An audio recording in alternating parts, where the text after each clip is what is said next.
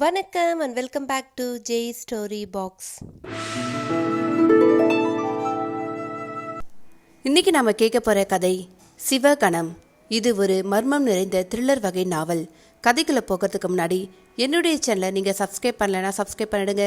அப்படியே மறக்காம பக்கத்தில் இருக்க அந்த பெல் ஐக்கானையும் ப்ரெஸ் பண்ணுங்க. அப்பதான் நான் சொல்ற கதைகள் எல்லாம் உங்கள் காதுகளுக்கு வந்து சேரும். உங்களுக்கு விருப்பப்பட்டால் என்னுடைய டெலகிராம் பேஜ்லேயும் நீங்கள் ஜாயின் பண்ணிக்கலாம். அதற்கான லிங்க்கை நான் டிஸ்கிரிப்ஷன் பாக்ஸில் நான் மென்ஷன் பண்ணியிருக்கேன். சரி, வாங்க நாம் கதைக்குள்ள போகலாம். அத்தியாயம் 1. அதிகாலை நேரம். சூரியன் வெளியே வருவதற்கு மேகத்திடம் அனுமதி கேட்டுக்கொண்டு இருந்தது. சிவபுரி, ஆம், அதுதான் அந்த பெரிய வீட்டின் பெயர். சிவபுரி வாசலில் உயர்ந்து வளர்ந்த கொன்றை மரங்கள், அவைகளின் மலர்கள் மனம் பரப்பிக் கொண்டு இருந்தன. செண்பக மரமும் மகிழ மரமும் போட்டி போட்டுக்கொண்டு மனம் பரப்பிக் கொண்டு இருந்தன. பொன்னம்பலம் செந்நிறமெனியில் திருநீர் அணிந்து சிவப்பழமாய் இருந்தார். 80 வயது தாண்டினாலும் முகத்தில் ஒரு தேஜஸ். தன்னுடைய வெண்கலக் குரலில் சிவபுராணம் பாடிக்கொண்டிருந்தார். சிவகாமி அம்மையார் அவருடைய வாழ்க்கை துணைவியார். அவர் பூஜைக்கு தேவையானவற்றை எடுத்து வைத்துக் கொண்டிருந்தார். அன்று சிவராத்திரி. அகில் புகையும் கற்பூர வாசம் பூவின் மனமும் என வீடே சிவலோகம் போல காட்சியளித்தது. சிவநேசன் பொன்னம்பலத்தின் ஒரே மகன். தந்தை சொல்லே மந்திரம் என வாழும் பிள்ளை. அரசாங்க உத்தியோகம், வசதி இருந்தும் ஆடம்பரமற்ற வாழ்க்கை. அவர் மனைவி ரேணுகா என அமைதியான குடும்பம். ஆனால் புயலுக்கு பின் அமைதி. மணியோசை கேட்டது. பெரியவர் பூஜையை முடித்துவிட்டார். சிவநேசனும் ரேணுகாவும் காலில் வணங்கி எழுந்தனர். அனைவரின் முகத்திலும் அமைதியை தாண்டி ஒரு இறுக்கம் நிலவியது. காலை சிற்றுண்டியாக சர்க்கரை பொங்கல், வெண்பொங்கல், வடை, சாம்பார் என தன் சமையல் திறமையை காட்டியிருந்தார் ரேணுகா. பெரியவர்களுக்கு வேண்டியதை செய்வதில் ஒரு ஆத்ம திருப்தி மருமகளுக்கு. எதுவும் பேசாமல் அமைதியாக சாப்பிட்டனர். சிவநேசன் அலுவலகம் கிளம்பினார். அப்பொழுது தொலைபேசி சினுங்கியது. எடுத்து காதில் வைத்தார். அவர் முகம் மாறியது. ஏதோ ஒரு கலவரம். சந்திரசேகர் என்ற சந்துரு தன் மனைவி நிரஞ்சனாவை பிரசவத்திற்காக மருத்துவமனையில் அனுமதித்திருந்தான். உதவிக்கு என்று யாருமில்லாத நிலையில் அவளின் குரல் அவனை வேதனைப்படுத்தியது. நிரஞ்சனாவை மட்டும் காப்பாற்ற முடியும் என்றும் அவளின் கனவான குழந்தையை காப்பாற்ற முடியாது என்று கைவிரித்தனர். சந்துருவின் மனம் குற்ற உணர்ச்சியுடன் வேதனைப்பட்டது. முகம் பார்க்காத தன் குழந்தையின் பிரிவை தாங்க முடியவில்லை. பெற்று வளர்த்தவர்களை நொடியில் பிரிந்து அவர்களை வேதனைப்படுத்தியது மனதை வதைத்தது. தாயின் மடியில் புதைந்து அழ வேண்டும், மன்னிப்பு கேட்க வேண்டும் என்று நினைத்த கணமே கண்ணீர் பெருகியது. யாரும் அறியாமல் கண்களை துடைத்து கொண்டான் சந்துரு. தன் அலுவலகத்தில் பணிபுரிந்த நிரஞ்சனாவை திடீர் திருமணம் செய்து கொண்டு நின்ற பொழுது சிவநேசனும் ரேணுகாவும் அதிர்ச்சியில் அமைதியாக நின்றனர். பெரியவர் பதிலேதும் சொல்லாமல் பூஜை அறைக்கு சென்று விட்டார். தகப்பனை எதிர்த்து பேசாத சிவநேசன் என்ன செய்வது என்று திகைத்தார். ஒரு தகப்பனாக தன் மகனை போ என்று சொல்ல முடியவில்லை. ஒரு மகனாக தந்தையின் பேச்சை மீற முடியாமல் இருதலை கொள்ளி எறும்பாக தவித்தார். சந்துரு தன் வாதத்தை முன்வைக்க முற்படவில்லை. அமைதி காக்கும் சிவநேசனை பார்த்தான். அவர் இன்னும் தன் நிலைக்கு வரவில்லை. ரேணுகா செய்வதறியாது திகைத்து நின்றார். அங்கு அமைதி நிலவியது. மௌனத்தை கலைக்க சந்துரு அப்பா என்றான். என்றார் சிவநேசன். தாத்தாவை சமாதானம் செய் என்றார். உங்கள் முடிவை சொல்லுங்கள் என்றான். அப்பாவின் முடிவே என் முடிவு என்றார். நீங்கள் தான் என் அப்பா என்றான். ஆனால் அவர் வயதில் மூத்தவர், உன்னை வளர்த்தவர், மனதை வேதனைப்படுத்தாதே என்றார் சிவநேசன். தன் தாத்தா பதிலேதும் சொல்லாமல் சென்றது நெருடியது. பூஜை அறைக்கு சென்றான்.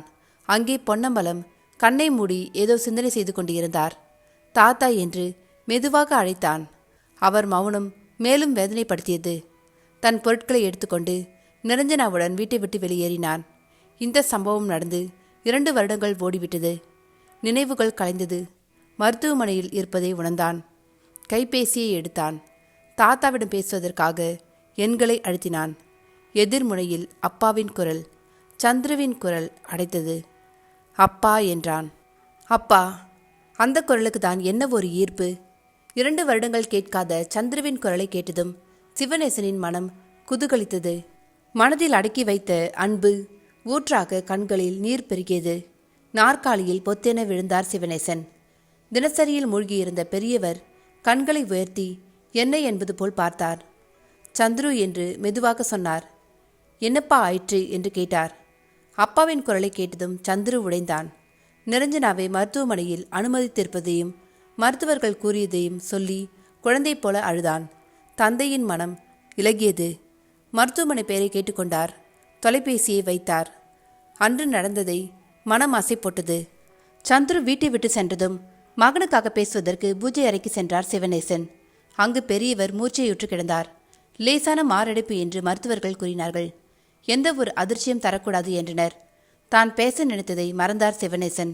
2 வருடங்களில் ஒரே ஊரில் இருந்தாலும் சந்துருவை பற்றி எந்த ஒரு தகவலும் கிடைக்கவில்லை. சந்துருவின் குரலில் இருந்த பதற்றம் அறிந்து மனம் கலங்கினார். சிவநேசனின் முகமாற்றத்தை அறிந்து மௌனத்தை கலைக்கும் தொனியில் பெரியவர் செருமினார். நினைவு கலைந்த சிவநேசன் நடந்தவற்றை கூறினார். திருச்சிற்றம்பலம் என்று இறைவனை வேண்டினார். சிவநேசனையும் ரேணுகாவையும் மருத்துவமனைக்கு செல்லுமாறு கூறினார். மனதில் ஏதோ நினைவு வேதனை செய்ய பூஜை அறைக்கு சென்றார். கண்களை மூடி சிந்தனையில் ஆழ்ந்தார். பூஜை அறையில் ஏதோ நிழல் ஆடுவது போல் தெரிந்தது. கண் விழித்து பார்த்தார். ஒன்றுமில்லை. மனதில் ஏற்பட்ட குழப்பம் அவ்வாறு தோன்றியிருக்கும் என நினைத்தார். மீண்டும் கண்களை மூடினார். அம்பலவானா, நான் வருகிறேன் என்று ஒரு குரல் கேட்டது. அம்பலவாணன் அப்படி அழைப்பது அவரின் தாத்தா மட்டுமே. யார் தன்னை அழைத்தது? குழம்பினார். சிவகாமி உரக்க அழைத்தார். துணைவியார் வேகமாக வந்தார். யார் என்னை அழைத்தது என்று கேட்டார். ஒருவரும் இல்லை என்றார். வெளியில் சென்று பார். அம்மையார் சென்று பார்த்தார். இல்லை என்றார். பெரியவர் பதட்டமடைந்தார். மிக தெளிவாக கேட்டது அந்த குரல். சிவநேசனையும் ரேணுகாவையும் பார்த்த சந்துரு ஒரு குழந்தை போல மடியில் படுத்து அழுதான். மன்னித்து விடுங்கள் என்னை என்றான். அனைத்தையும் மறந்துவிட்டோம். நாங்கள் இருக்கும்பொழுது கவலைப்படாதே என்று மைந்தனை தேற்றினார். அங்கே வந்த செவிலியர் அறுவை சிகிச்சை செய்ய வேண்டும், ஆனால் மருத்துவர் தற்சமயம் ஊரில் இல்லை என கவலை தோய்ந்த முகத்துடன் கூறினார். என்ன செய்வது என்று குழம்பினர். வேறு மருத்துவமனைக்கு செல்லலாம் என யோசித்தனர். பெரிய மருத்துவர் நாளைதான் வருவார். தன்னுடைய நண்பர் ஒருவரை சிபாரிசு செய்தார் அந்த பெரிய மருத்துவர். நண்பரின் வருகைக்காக காத்திருந்தனர். சிறிது நேரத்தில் வந்தார் மருத்துவர். நிரஞ்சனாவை சோதித்து பார்த்து கவலை கொள்ள வேண்டாம் என ஆறுதல் கூறினார். பிள்ளைக்கறி சமைத்த சிறு தொண்டர் நாயனார் கதை வாசித்தார். இறைவா, என் வம்சத்தை தழைக்க செய் என்று வாய்விட்டு வேண்டினார். சிவகாமி அம்மையாருக்கு அவர் செய்கை அச்சத்தை தந்தது. பிரசாதத்தை எடுத்துக்கிட்டு வா, மருத்துவமனை செல்வோம் என்றார். வழி நெடுகிலும் பெரியவர் ஏதோ நினைத்து கொண்டே வந்தார். இடையே சிற்றம்பலம் என முணுமுணுத்தார். நிரஞ்சனாவை பிரசவத்திற்காக உள்ளே அழைத்து சென்றனர். இறைவனை வேண்டியபடி காத்திருந்தனர். மெலிதான காற்று வீசியது. தூரத்தில் கோவில் மணி யோசை கேட்டது. குழந்தையின் அழுக்குரலும் கேட்டது. மூவர் முகத்திலும் மகிழ்ச்சி. மருத்துவர் வெளியே வந்தார். உங்களின் ஒரே வாரிசு சுகமாக உள்ளான். அவர் கூறிய வார்த்தையின் அர்த்தம் புரியவில்லை. புரிந்து கொள்ளும் மனநிலையும் இல்லை. கைகூப்பி வணங்கினர். சிரித்த முகத்தோடு அங்கிருந்து சென்றார். மயக்கத்தில் இருப்பதாக கூறி செவிலி உள்ளே சென்று விட்டார். குழந்தையை பார்ப்பதற்கு ஆவலோடு இருந்தனர். வாசலில் 40 வயது நிரம்பத்தக்க ஒருவர் வந்தார். அறுவை சிகிச்சைக்காக செய்ய வந்திருப்பதாக கூறினார். அனைவரும் திகைத்தனர். இவர் மருத்துவர் என்றால் வந்தவர் யார்? அத்தியாயம் 2. யார் அந்த மருத்துவர் என திகைத்து நின்றனர்.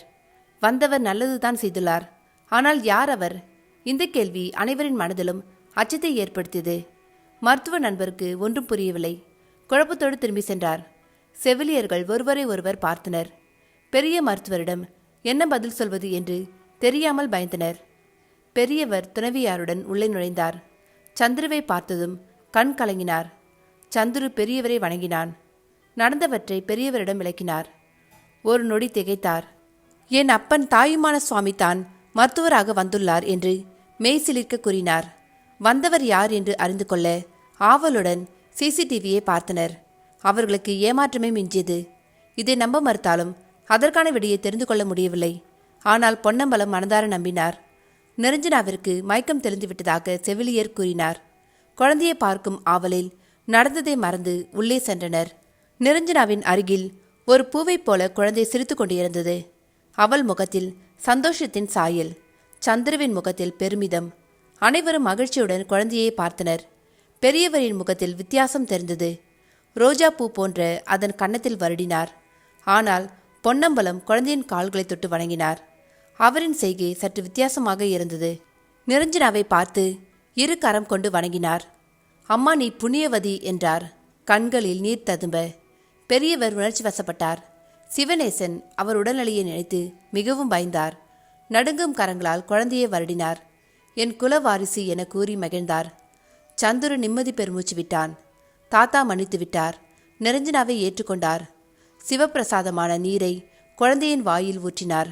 குழந்தையின் முகத்தை பார்த்தார். ஒரு கணம் திகைத்தார். குழந்தையின் நெற்றியில் திருநீர். மீண்டும் பார்த்தார். ஒன்றும் தென்படவில்லை. மனதில் ஏற்பட்ட பிரமையாய் என நினைத்தார். குழந்தையை சிவகாமி அம்மையாரின் கையில் கொடுத்தார் ரேணுகா. உச்சி முகர்ந்தார். பின் பெரியவரின் கையில் கொடுத்தார். திருச்சிற்றம்பலம் என்று குழந்தையை ஆசிர்வதித்தார். இவன் உன் கனவை நிறைவேற்ற வந்தவன். அத்தியாயம் 1. இவன் உன் கனவை நிறைவேற்ற வந்தவன். பூஜை அறையில் கேட்ட அதே குரல் தனக்கு மட்டும் கேட்டது. சுற்றிலும் பார்த்தார். ஏதோ பேசிக்கொண்டிருந்தனர். மனதில் புத்துணர்ச்சி. தன் லட்சியம் நிறைவேறப் போகிறது என்ற மகிழ்ச்சி அவர் முகத்தில் தெரிந்தது. நினைவு வந்தவராக சிவனேசன், அப்பா, அந்த மருத்துவர் உங்களின் ஒரே வாரிசு சுகம் என்றார். ஏன் அப்படி கூறினார் என்று கேட்டார். பல தலைமுறையாக நம் வீட்டில் ஒரே வாரிசுதான். இரண்டாவது குழந்தை யாருக்கும் பிறந்ததில்லை என்று விளக்கம் தந்தார். அதனால்தான் ஒரு பிள்ளை வீடு என்று நம் வீட்டை அழைப்பர். மருத்துவருக்கு எப்படி தெரியும் என கேட்டான் சந்துரு. இதற்கான பதில் யாரிடமும் இல்லை. திருச்சிற்றம்பலம். 3வது நாள் குழந்தையை வீட்டுக்கு அழைத்து சென்றனர். தனி அறை ஏற்பாடு செய்யப்பட்டது. ரேணுகா உடனிருந்து பார்த்து கொள்ள வேண்டியது என ஏற்பாடு. திருமணம் திடீர்னு நடந்ததால குழந்தையின் பெயர் சுட்டு விழாவை சிறப்பாக நடத்த முடிவு செய்தனர். நல்ல நாளில் அனைவரையும் அழைத்தனர். சிவபுரி விழா கோலம் பூண்டிருந்தது. வாசலில் மாக்கோலம் போட்டு பூசணிப்பூ வைத்து வாழைமரம் கட்டி தென்னை புகட்டி இருந்தது. வீடெங்கும் மாவிலை தோரணமும் மலர் வளைவுகளும் அலங்கரித்தன. நெய் விளக்கின் மனம் பூ வாசமென மனதிற்கு இதமாக இருந்தது. விருந்தினரை வரவேற்க பூ, சந்தனம், பன்னீர், வெற்றிலை பாக்கு என எங்கும் தமிழ் பண்பாடு தெரிந்தது. குழந்தையை தொட்டிலிடுவதற்கு தேக்கு மரத்திலான பரம்பரை தொட்டில் அலங்கரிக்கப்பட்டு பட்டாசாலையில் வைக்கப்பட்டு இருந்தது. மிக நெருங்கிய உறவினர்களை மட்டுமே அழைத்திருந்தனர். ஒவ்வொருவராக வர ஆரம்பித்தனர். சந்தோஷமான பேச்சுகளால் வீடு களை கட்டியது. வருபவர்களை இரு கரம் கூப்பி வரவேற்றனர். நல்ல நேரத்தில் குழந்தையை தொட்டிலில் இட்டார் சிவகாமி அம்மையார். பெரியவரை பெயர் சுட்ட அழைத்தார் சிவனேசன். குழந்தை சிரிப்பதை பார்த்தார். கள்ளம் கபடம் இல்லா சிரிப்பு. கண்களை மூடி தியானித்தார். திருநீறு அணிந்த முகம் தோன்றியது. இவன் உன் கனவை நிறைவேற்ற வந்தவன். அதனால் சிவாஸ்ரூபன் என்று 3 முறை காதில் சொன்னார். அனைவரும் மகிழ்ந்தனர். பெயர் சுட்டும் விழா இனித நிறைவு பெற்றது. உணவு பரிமாறி தாம்பூலம் கொடுத்து வழி அனுப்பினர். அயற்சி மிகுதியால் அவரவர் அறைக்கு ஓய்வெடுக்க சென்றனர். ரேணுகா வீட்டை சுத்தம் செய்து தன் அறைக்கு சென்றார். தொட்டில் கிரீச்சிடும் சத்தம் கேட்டது. ஏனம்மா, என்னை அழைத்தால் வந்திருப்பேன். பச்சை உடம்புக்காரி, ஏன் சிரமப்படுகிறாய் என்று கூறிக்கொண்டே அறைக்குள் நுழைந்தார். அங்கே நிரஞ்சனா நன்றாக தூங்கிக் கொண்டிருந்தாள். ரேணுகா உள்ளே வந்ததும் தொட்டில் ஆட்டம் நின்றது. ஜன்னல் அடைந்திருந்தது. பின் இது எப்படி என்று திகைத்து நின்றார். தொட்டிலை ஆட்டியது யார்? அத்தியாயம் 4. அறைக்குள் நுழைந்த ரேணுகா 1 நிமிடம் திகைத்தார். தொட்டிலின் ஆட்டம் நின்றது. ஜன்னல் சாத்தியிருந்தது. எவ்வாறு இது நடந்தது? நிரஞ்சனா நன்றாக தூங்கிக் கொண்டிருந்தாள். அறையில் நல்ல மனம் வீசியது. தன்னை யாரோ கடந்து போவது போல் உள்ளுணர்வு. சிவனேசன் இருந்த அறைக்கு சென்றார் ரேணுகா. அவரை எழுப்பினார். நடந்ததை கூறினார். அவர் பொறுமையாக கேட்டபின், உன் பிரமையாக இருக்கும் என்றார். ரேணுகா சமாதானம் அடையவில்லை. குழந்தை இருந்த அறைக்கு சென்றார். நிரஞ்சனா பாலூட்டி கொண்டிருந்தாள். சிவக்குட்டி முழிச்சிட்டான். குழந்தை தன் பொக்கை வாயை திறந்து அழகாய் சிரித்தது. ரேணுகாவின் மனம் சற்று நிம்மதியானது. குழந்தையை தொட்டிலில் உறங்க வைத்து தானும் தூங்கி போனார். பொன்னம்பலம் உறக்கம் வராமல் தவித்தார். யாரோ தன்னிடம் ஏதோ சொல்ல துடிப்பதை உணர்ந்தார். வருகிறேன் என்று சொன்னது யார்? இவன் உன் கனவை நிறைவேற்றுவேன். என் உயிர் உள்ளபொழுதே நிறைவேறுமா? பல கேள்விகள் மனதில் எழுந்தது. சிவகாமி அம்மையார் மெதுவாக, தூங்கவில்லையா என கேட்டார். பூஜை அறையில் குரல் கேட்டதில் இருந்து உங்கள் முகத்தில் ஏதோ சிந்தனை என கூறினார். பெரியவர் ஆழமாக பார்த்தார். துணைவியாருக்கு சங்கடமாகிவிட்டது. மெலிதாக புன்னகை புரிந்தார். ஏதேனும் தவறுதலாக கேட்டுவிட்டேனா? அப்படி ஒன்றுமில்லை. என்னை புரிந்து கொண்டவள் நீதான். நீ மட்டும்தான் என்றார். உங்கள் மனதில் என்ன குழப்பம் என்றார். நீண்ட பெருமூச்செறிந்தார். நம் வீட்டை சிவலிங்க வீடு என்று சொல்வார்கள். உனக்கு தெரியும் அல்லவா? எதனால் என்று தெரியுமா? நாம் சிவா பூஜை செய்வதனால் என்றார். அது மட்டுமல்ல, எங்கள் வீட்டில் மரகத லிங்கம் இருந்தது. திடீரென்று காணாமல் போனது. இதனால் என் தாத்தா சொக்கலிங்கம் உடல்நிலை சரியில்லாமல் போனது. மரணப்படுக்கையில் விழுந்தார். அதை கண்டுபிடிக்கும்படி வாக்கு வாங்கினார். என்னால் இத்தனை வருடங்கள் கண்டுபிடிக்க முடியவில்லை. சிறிது நாட்களாக உள்ளுணர்வு சொல்கிறது, விரைவில் நம் வீட்டில் மரகதலிங்க பூஜை நடக்கும் என்று. ஆனால் எவ்வாறு என்று குழப்பமாக உள்ளது. அவர்கள் பேசிக்கொண்டிருக்கும் பொழுதே அந்த அறைக்குள் நறுமணம் பரவியது. குளிர்ந்த காற்று வீசியது. உனக்கு துணையாக நான் இருப்பேன், கவலைப்படாதே மகனே, மிக தெளிவாக கேட்டது சிவகாமி அம்மையாருக்கும். அவர்கள் உடல் பயத்தில் நடுங்கியது, சில்லிட்டது, வியர்த்தது. கண்கள் சொருகி மயங்கி விழுந்தார். சிவனேசா, சத்தமாக அழைத்தார். சிவனேசன், ரேணுகா, சந்துரு மூவரும் வேகமாக வந்தனர். அவர்கள் கண்ட காட்சி, சிவகாமி அம்மையார் மயங்கி கிடந்தார். பொன்னம்பலம் திக்பிரமையில் இருந்தார். சிவந்த கண்களும் நீண்ட ஜடாமுடியும் திருநீருமாக காவியுடை தரித்த சிவத்தொண்டர் பொன்னம்பலம் அருகில் நின்றார். யார் இந்த சிவனடியார்? அத்தியாயம் 5. ஜடாமுடியுடன் நின்றவரை பார்த்து மூவரும் பேச்சற்று நின்றனர். உள்ளே நுழைவதா வேண்டாமா என்று திகைத்தனர். புன்னகை மாறாமல் நின்ற சிவனடியாரை வணங்கினர். அவர் கைகளால் ஆசிர்வதித்தார். பின் மறைந்தார். தன் நினைவிற்கு வந்த பொன்னம்பலம் சிவகாமி அம்மையார் மயங்கி கிடப்பதை பார்த்து பதறினார். என்னவாயிற்று? ஏன் சிவகாமி மயங்கி கிடக்கிறாள் என கேட்டார். நடந்தவற்றை சிவனேசன் கூறினார். சந்துரு பாட்டியின் முகத்தில் தண்ணீர் தெளித்தான். கண் விழித்த அம்மையார் இன்னும் நடுங்கிக் கொண்டிருந்தார். உங்கள் அருகில் நின்றது யார் என கேட்டார். திருச்சிற்றம்பலம் அவர் வாய் முணுமுணுத்தது. யார் என்று தெரியவில்லை, ஆனால் சில நாட்களாக என்னை சுற்றி ஏதோ நடக்கிறது என்றார். ரேணுகா தன் அனுபவத்தை சொன்னார். அனைவரும் திகைத்தனர். இந்த குழந்தை ஒரு தெய்வ குழந்தை. நம் வீட்டில் தொலைந்த மரகதலிங்கத்தை மீட்டுத்தர வந்த சிவத்தொண்டன், சிவனுக்கு சேவை செய்யும் சிவகணம். மரகதலிங்கம்? அதை பற்றி இதுவரை நீங்கள் எதுவும் கூறவில்லையே என்றார் தேவநேசன். அது என் பிறப்போடு சேர்ந்த கதை. அதனாலேயே நான் யாரிடமும் பகிரவில்லை. மேலும் நான் என் வாக்கை காப்பாற்ற முடியவில்லை என்ற குற்ற உணர்ச்சியோடு இருந்தேன். அப்பா, நீங்கள் சொல்வது எதுவும் புரியவில்லை, விளக்கமாக சொல்லுங்கள் என்றார் தேவநேசன். பெரியவர் கதையை சொல்ல ஆரம்பித்தார். பொன்னம்பலத்தின் தாத்தா சொக்கலிங்கம், அவரின் மகன் சிவனாண்டி, பெயருக்கு ஏற்றாற்போல் சிவபக்தர். 16 வயது பிராயத்தை அடைந்ததும் திருமண ஏற்பாடு செய்தனர். அவர்கள் ஊரில் சொக்கலிங்கத்தைப் போலவே சிவபக்தி உள்ளவர் பரமன். அவரின் மகள் சுந்தராம்பாள், பெயருக்கு ஏற்றாற்போல் நல்ல அழகும் குணமும் கொண்ட பெண். சொக்கலிங்கத்தின் மைத்துனர்தான் பரமன். இவர்களின் திருமணம் இறைவன் அருளால் இனிதே முடிந்தது. பரமனின் முதல் மனைவியின் மகன் அருளன். ஆனால் அருளும் அன்பும் கடுகளவும் இரண்டும் இல்லாதவன். வயது 30 தாண்டியும் திருமணம் ஆகவில்லை. பெண் கொடுப்பாரும் இல்லை. குடியும் கூடாத சகவாசம் அவன் வாழ்வை பாழெடுத்திருந்தது. தக்க பருவம் வரும் வரை சுந்தராம்பாள் தாய் வீட்டில் இருந்தாள். அக்காலத்தில் சிறு வயதில் திருமணம் செய்து பெண் பூ பெய்தவுடன் கணவன் வீட்டுக்கு அனுப்புவது வழக்கம். சுந்தராம்பாளின் தாயார் சுந்தராம்பாளை கணவன் வீட்டிற்கு அனுப்புவதற்கான எல்லா ஏற்பாடுகளையும் செய்தார். மகளுக்கு தேவையான பொருட்களை எடுத்து வைத்தார். சீர்வரிசைகளை சரிபார்த்தார். இரவு உணவை முடித்துவிட்டு சமையல் அறையை சுத்தம் செய்துவிட்டு தன் அறைக்கு வந்தார்.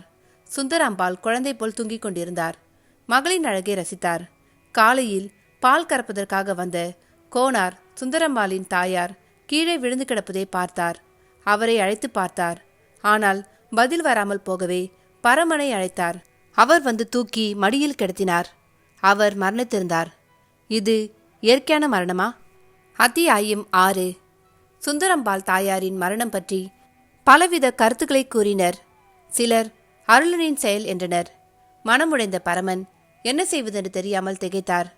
அருளன் வீட்டில் இல்லை, அதனால் அவன் காரணமாக இருக்க முடியாது என்று சிலர் கூறினர். சிற்றன்னைக்கு செய்ய வேண்டிய காரியம் செய்வதற்கும் அவன் வரவில்லை. பரமனை செய்தார். கணவன் வீட்டிற்கு அனுப்பும் நாள் தள்ளி போடப்பட்டது. சொக்கலிங்கம் தங்கையின் மரணத்தினால் மிகவும் தளர்ந்திருந்தார். உடன் பிறக்காவிட்டாலும் உறவு முறையில் தங்கை என்பதால் பாசமாக இருந்தார். ஆடம்பரம் இல்லாமல் சுந்தரம்பாளை கணவன் வீட்டுக்கு அனுப்பினர். அங்கே கிடைத்த அன்பு மனதிற்கு ஆறுதலாக இருந்தது. பரமன் மகளின் இல்லறம் கண்டு மகிழ்ச்சி அடைந்தார். திடீரென ஒரு நாள் அருளன் வந்தான். நடந்தவற்றை கேட்டு மனம் வருந்தினான். தன் அன்னைக்கு ஈமக்கிரியை செய்ய முடியாத பாவி என வருந்தினான். சில நாட்கள் அமைதியாக நகர்ந்தன. ஒரு நாள் சுடுகாடு காப்பவர் அதிகாலையில் வந்தார். பரமன் ஏதாவது உதவி வேண்டுமா என கேட்டார். சிறிது தயக்கத்திற்கு பிறகு, ஐயா, உங்கள் மகன் பில்லி சுனியம் செய்கிறார். இரவில் சுடுகாட்டு பூஜையும் செய்கிறார். இதை நான் உங்கள்கிட்ட வந்து சொன்னால் ஏதாவது பிரச்சனை ஆகும்னு பயந்து தான் இதுவரை நான் சொல்லலை. ஆனால் இப்போ நிலைமை ரொம்ப மோசமாக போகுதுங்க. அதான் சொல்லிட்டு போகலாம்னு வந்தேனுங்க. நான் சொன்னேன்னு சொல்லாதீங்க, நான் புள்ளக்குட்டிக்காரனுங்க என்று பயந்து சொன்னார். சரி நீ போ, நான் பார்த்துக்கொள்கிறேன் என்று அனுப்பி வைத்தார். சொக்கலிங்கத்தை காண சென்றார். மகள் கர்ப்பவதி ஆனதை கேட்டு மகிழ்ச்சி அடைந்தார். அருளனை நடத்தியை பற்றி மிகவும் வருத்தத்துடன் கூறினார். காலப்போக்கில் சரியாகிவிடும் என்று ஆறுதல் கூறினார். தான் காசி செல்ல விரும்புவதாகவும் கூறினார். அதற்கான ஏற்பாடுகளை செய்வதாக கூறினார். சுந்தரம்பாலை பார்த்து கொள்ளும்படி சொன்னார். அவர் காசி யாத்திரை கிளம்பினார். அன்று சிவராத்திரி. வருடத்தில் ஒருமுறை மரகதலிங்கத்தை வெளியெடுத்து பூஜை செய்வது வழக்கம். சொக்கலிங்கம் அதிகாலையில் எழுந்து நேம நிஷ்டைகளுடன் பூஜை செய்தார். நிறைமாத கர்ப்பிணியான சுந்தரம்பாள் சோர்வுடன் காணப்பட்டார். அதனால் சிவனாண்டியை துணையிருக்க சொல்லிவிட்டு இரவு பூஜைக்காக சிவன் கோவிலுக்கு சென்றார். இரவு முழுவதும் கோவிலில் தங்குவது வழக்கம். காலை பூஜை முடிந்ததும் வீட்டுக்கு திரும்பினார். அதிகாலை என்பதால் அனைவரும் நல்ல உறக்கத்தில் இருந்தனர். பிரசாதத்தை எடுத்துக்கொண்டு பூஜை அறைக்கு சென்றார். ஓம் நமச்சிவாய என்று வணங்கி கண் விழித்தவருக்கு உலகமே இருண்டது போல் இருந்தது. மரகதலிங்கம் வைத்த இடம் வெறுமையாக இருந்தது. மரகதலிங்கத்தை எடுத்தவர் யார்? அத்தியாயம் 7. மரகதலிங்கம் இருந்த இடம் வெறுமையாக இருந்தது. சிவா, சிவா, உரக்க சத்தமிட்டார் சொக்கலிங்கம். இது எவ்வாறு நடந்தது? எத்தனை பரம்பரை, எவ்வளோ பூஜைகள், எல்லாம் ஒரே நாளில். ஈஸ்வரா, இது என்ன சோதனை? நாங்கள் ஏதேனும் தவறு செய்தோமா? இறைவா, நான் என்ன பாவம் செய்தேன்? நீண்ட நேரம் திக்பிரமையில் இருந்தார். பின் நினைவு வந்தவராக எப்படி நடந்திருக்கும் என்று யோசனை செய்தார். வீட்டுக்குள் நுழையும் பொழுது கந்தன் கதவை திறந்து விட்டார். முன்கதவு வழியாக வருவதற்கு சாத்தியமில்லை.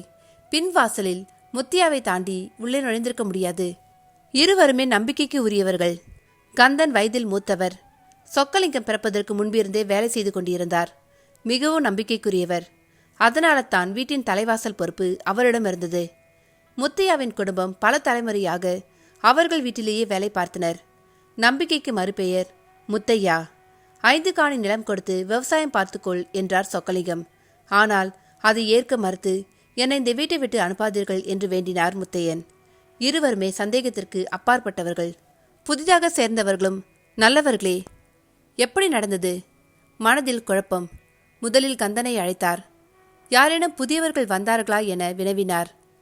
அப்படி யாரும் வரவில்லை என்றார். எங்கேனும் இரவில் வெளியே சென்றாயா என கேட்டார். இல்லை என ஒற்றை சொல் பதிலாக தந்தார் கந்தன். ஏன் சொக்கலிங்கம் தம்பி இப்படி கேட்கிறார் என குழம்பினார். அவரை போக சொல்லிவிட்டு முத்தையனை அழைத்தார். முத்தையனிடமும் அதே கேள்விகளை கேட்டார். இல்லை என கூறவே வேலையாட்கள் அனைவரையும் அழைத்தார். அனைவரின் முகத்திலும் குழப்பமும் கலவரமும் குடிக்கொண்டிருந்தது. எதற்கு அழைத்தார்? அவர் முகத்தில் ஏன் இந்த கலவரம் என தெரியாமல் திகைத்தனர். தங்களுக்குள் அதை பற்றி பேசவும் பயந்தனர். நீங்கள் அனைவரும் என் உறவினர்கள். எப்படி கேட்பது என்று குழப்பம் இருந்தாலும் நடந்திருப்பது தெய்வ குற்றம் என்றார். அவர்களிடையே சிறு சலசலப்பு ஏற்பட்டது. நம் வீட்டிலிருந்த மரகதலிங்கத்தை காணவில்லை என்றார். அனைவரும் ஐயா என நெடுஞ்சான் கடையாக விழுந்தனர். கனவிலும் ஈசனை தொடுகின்ற தைரியமில்லை என கூறினர். இத்தனை சலசலப்பிற்கும் சிவனாண்டியும் சுந்தரம்பாலையும் காணவில்லை. அவர்கள் இருவரும் எங்கே போனார்கள்? அத்தியாயம் 8. சிவனாண்டியையும் சுந்தரம்பாலையும் காணவில்லை என்பதை உணர்ந்தார். சிவனாண்டி என்று அழைத்து பார்த்தார். ஐயா, சிவா தம்பி சுந்தரம்பாலை மருத்துவச்சி வீட்டுக்கு கூட்டிகிட்டு போயிருக்காருங்க என்றார். மருத்துவச்சியை வீட்டுக்கு கூப்பிட வேண்டியது தானே, ஏன் கூப்பிடவில்லை? தம்பிதான் என்று இழுத்தார். எப்பொழுது போனார்கள்? நடுச்சாமத்தில். அதிர்ந்தார்.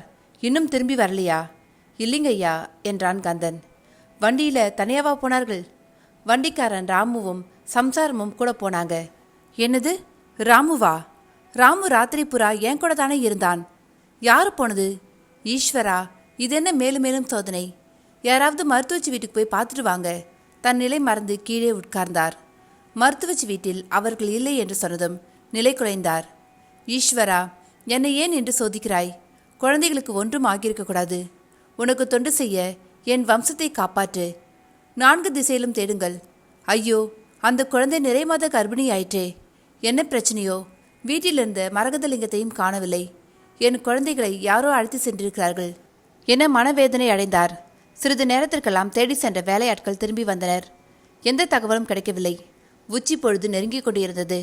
வேலையால் ஒருவன் மூச்சரிக்க ஓடி வந்தான். ஐயா, நாம மோசம் போயிட்டோம். என்ன நடந்தது தெளிவாக சொல் என்றார் சொக்கலிங்கம். காட்டு பைரவர் கோவிலுக்கு பக்கத்துல 2 பேரும் என வாய்ப்புத்தி அழுதான். வேண்டாம், அதை கேட்கும் சக்தி எனக்கில்லை என்று மூர்ச்சியடைந்தார். அதுவரை பெரியவரின் கதையை கேட்டுக்கொண்டு இருந்த சந்துரு, என்னது, தாத்தா பாட்டி இருவரும் இறந்து விட்டனரா? அப்படி என்றால் நீங்கள் சொக்கலிங்கம் தாத்தாவின் வளர்ப்பு மகனா என புரியாமல் கேட்டான் சந்துரு. பெரியவர் புன்னகைத்தார். ஏன் இவ்வளோ அவசரம்? தாத்தாவும் பாட்டியும் இறந்த பின் நீங்கள் எப்படி? புரியவில்லை. பெரியவர் மீண்டும் சிரித்தார். அப்படியானால் பெரியவர் யார்? அத்தியாயம் 9. தாத்தா பாட்டி இறந்து விட்டார்கள் என்றால் நீங்கள் வளர்ப்பு மகனா என்றான் சந்துரு. பெரியவர் ஏதோ சொல்வதற்கு வாய் திறப்பதற்குள் நிரஞ்சனாவின் அறையிலிருந்து பயங்கரமான சத்தம் கேட்டது. அதைத் தொடர்ந்து யாரோ அலறிக்கொண்டே ஓடுவது போல் இருந்தது. அதைத் தொடர்ந்து நிரஞ்சனாவின் கூச்சல் கேட்டது. அனைவரும் அங்கு விரைந்து சென்றனர். அங்கே தரையில் நிரஞ்சனா மயங்கி கிடந்தாள். சிவா குட்டி சிரித்து கொண்டிருந்தான். தண்ணீர் தெளித்து நிரஞ்சனாவின் மயக்கத்தை தெளிவித்தனர். அங்கே அங்கே என்று ஜன்னலை காட்டினாள். அங்கே ஒன்றுமில்லை அம்மா என்று ஆறுதலாக தலையை வருடினார் ரேணுகா. இல்லை அம்மா, அங்கே கொடூரமான ஒரு கிழவன் எட்டி பார்த்தான். கழுத்தில் மண்டையோடு மாலை போட்டிருந்தான். கையில் ஏதோ வித்தியாசமான ஒரு பொருள் வைத்திருந்தான். சிவா குட்டியை என்னிடம் கொடு என்றான்.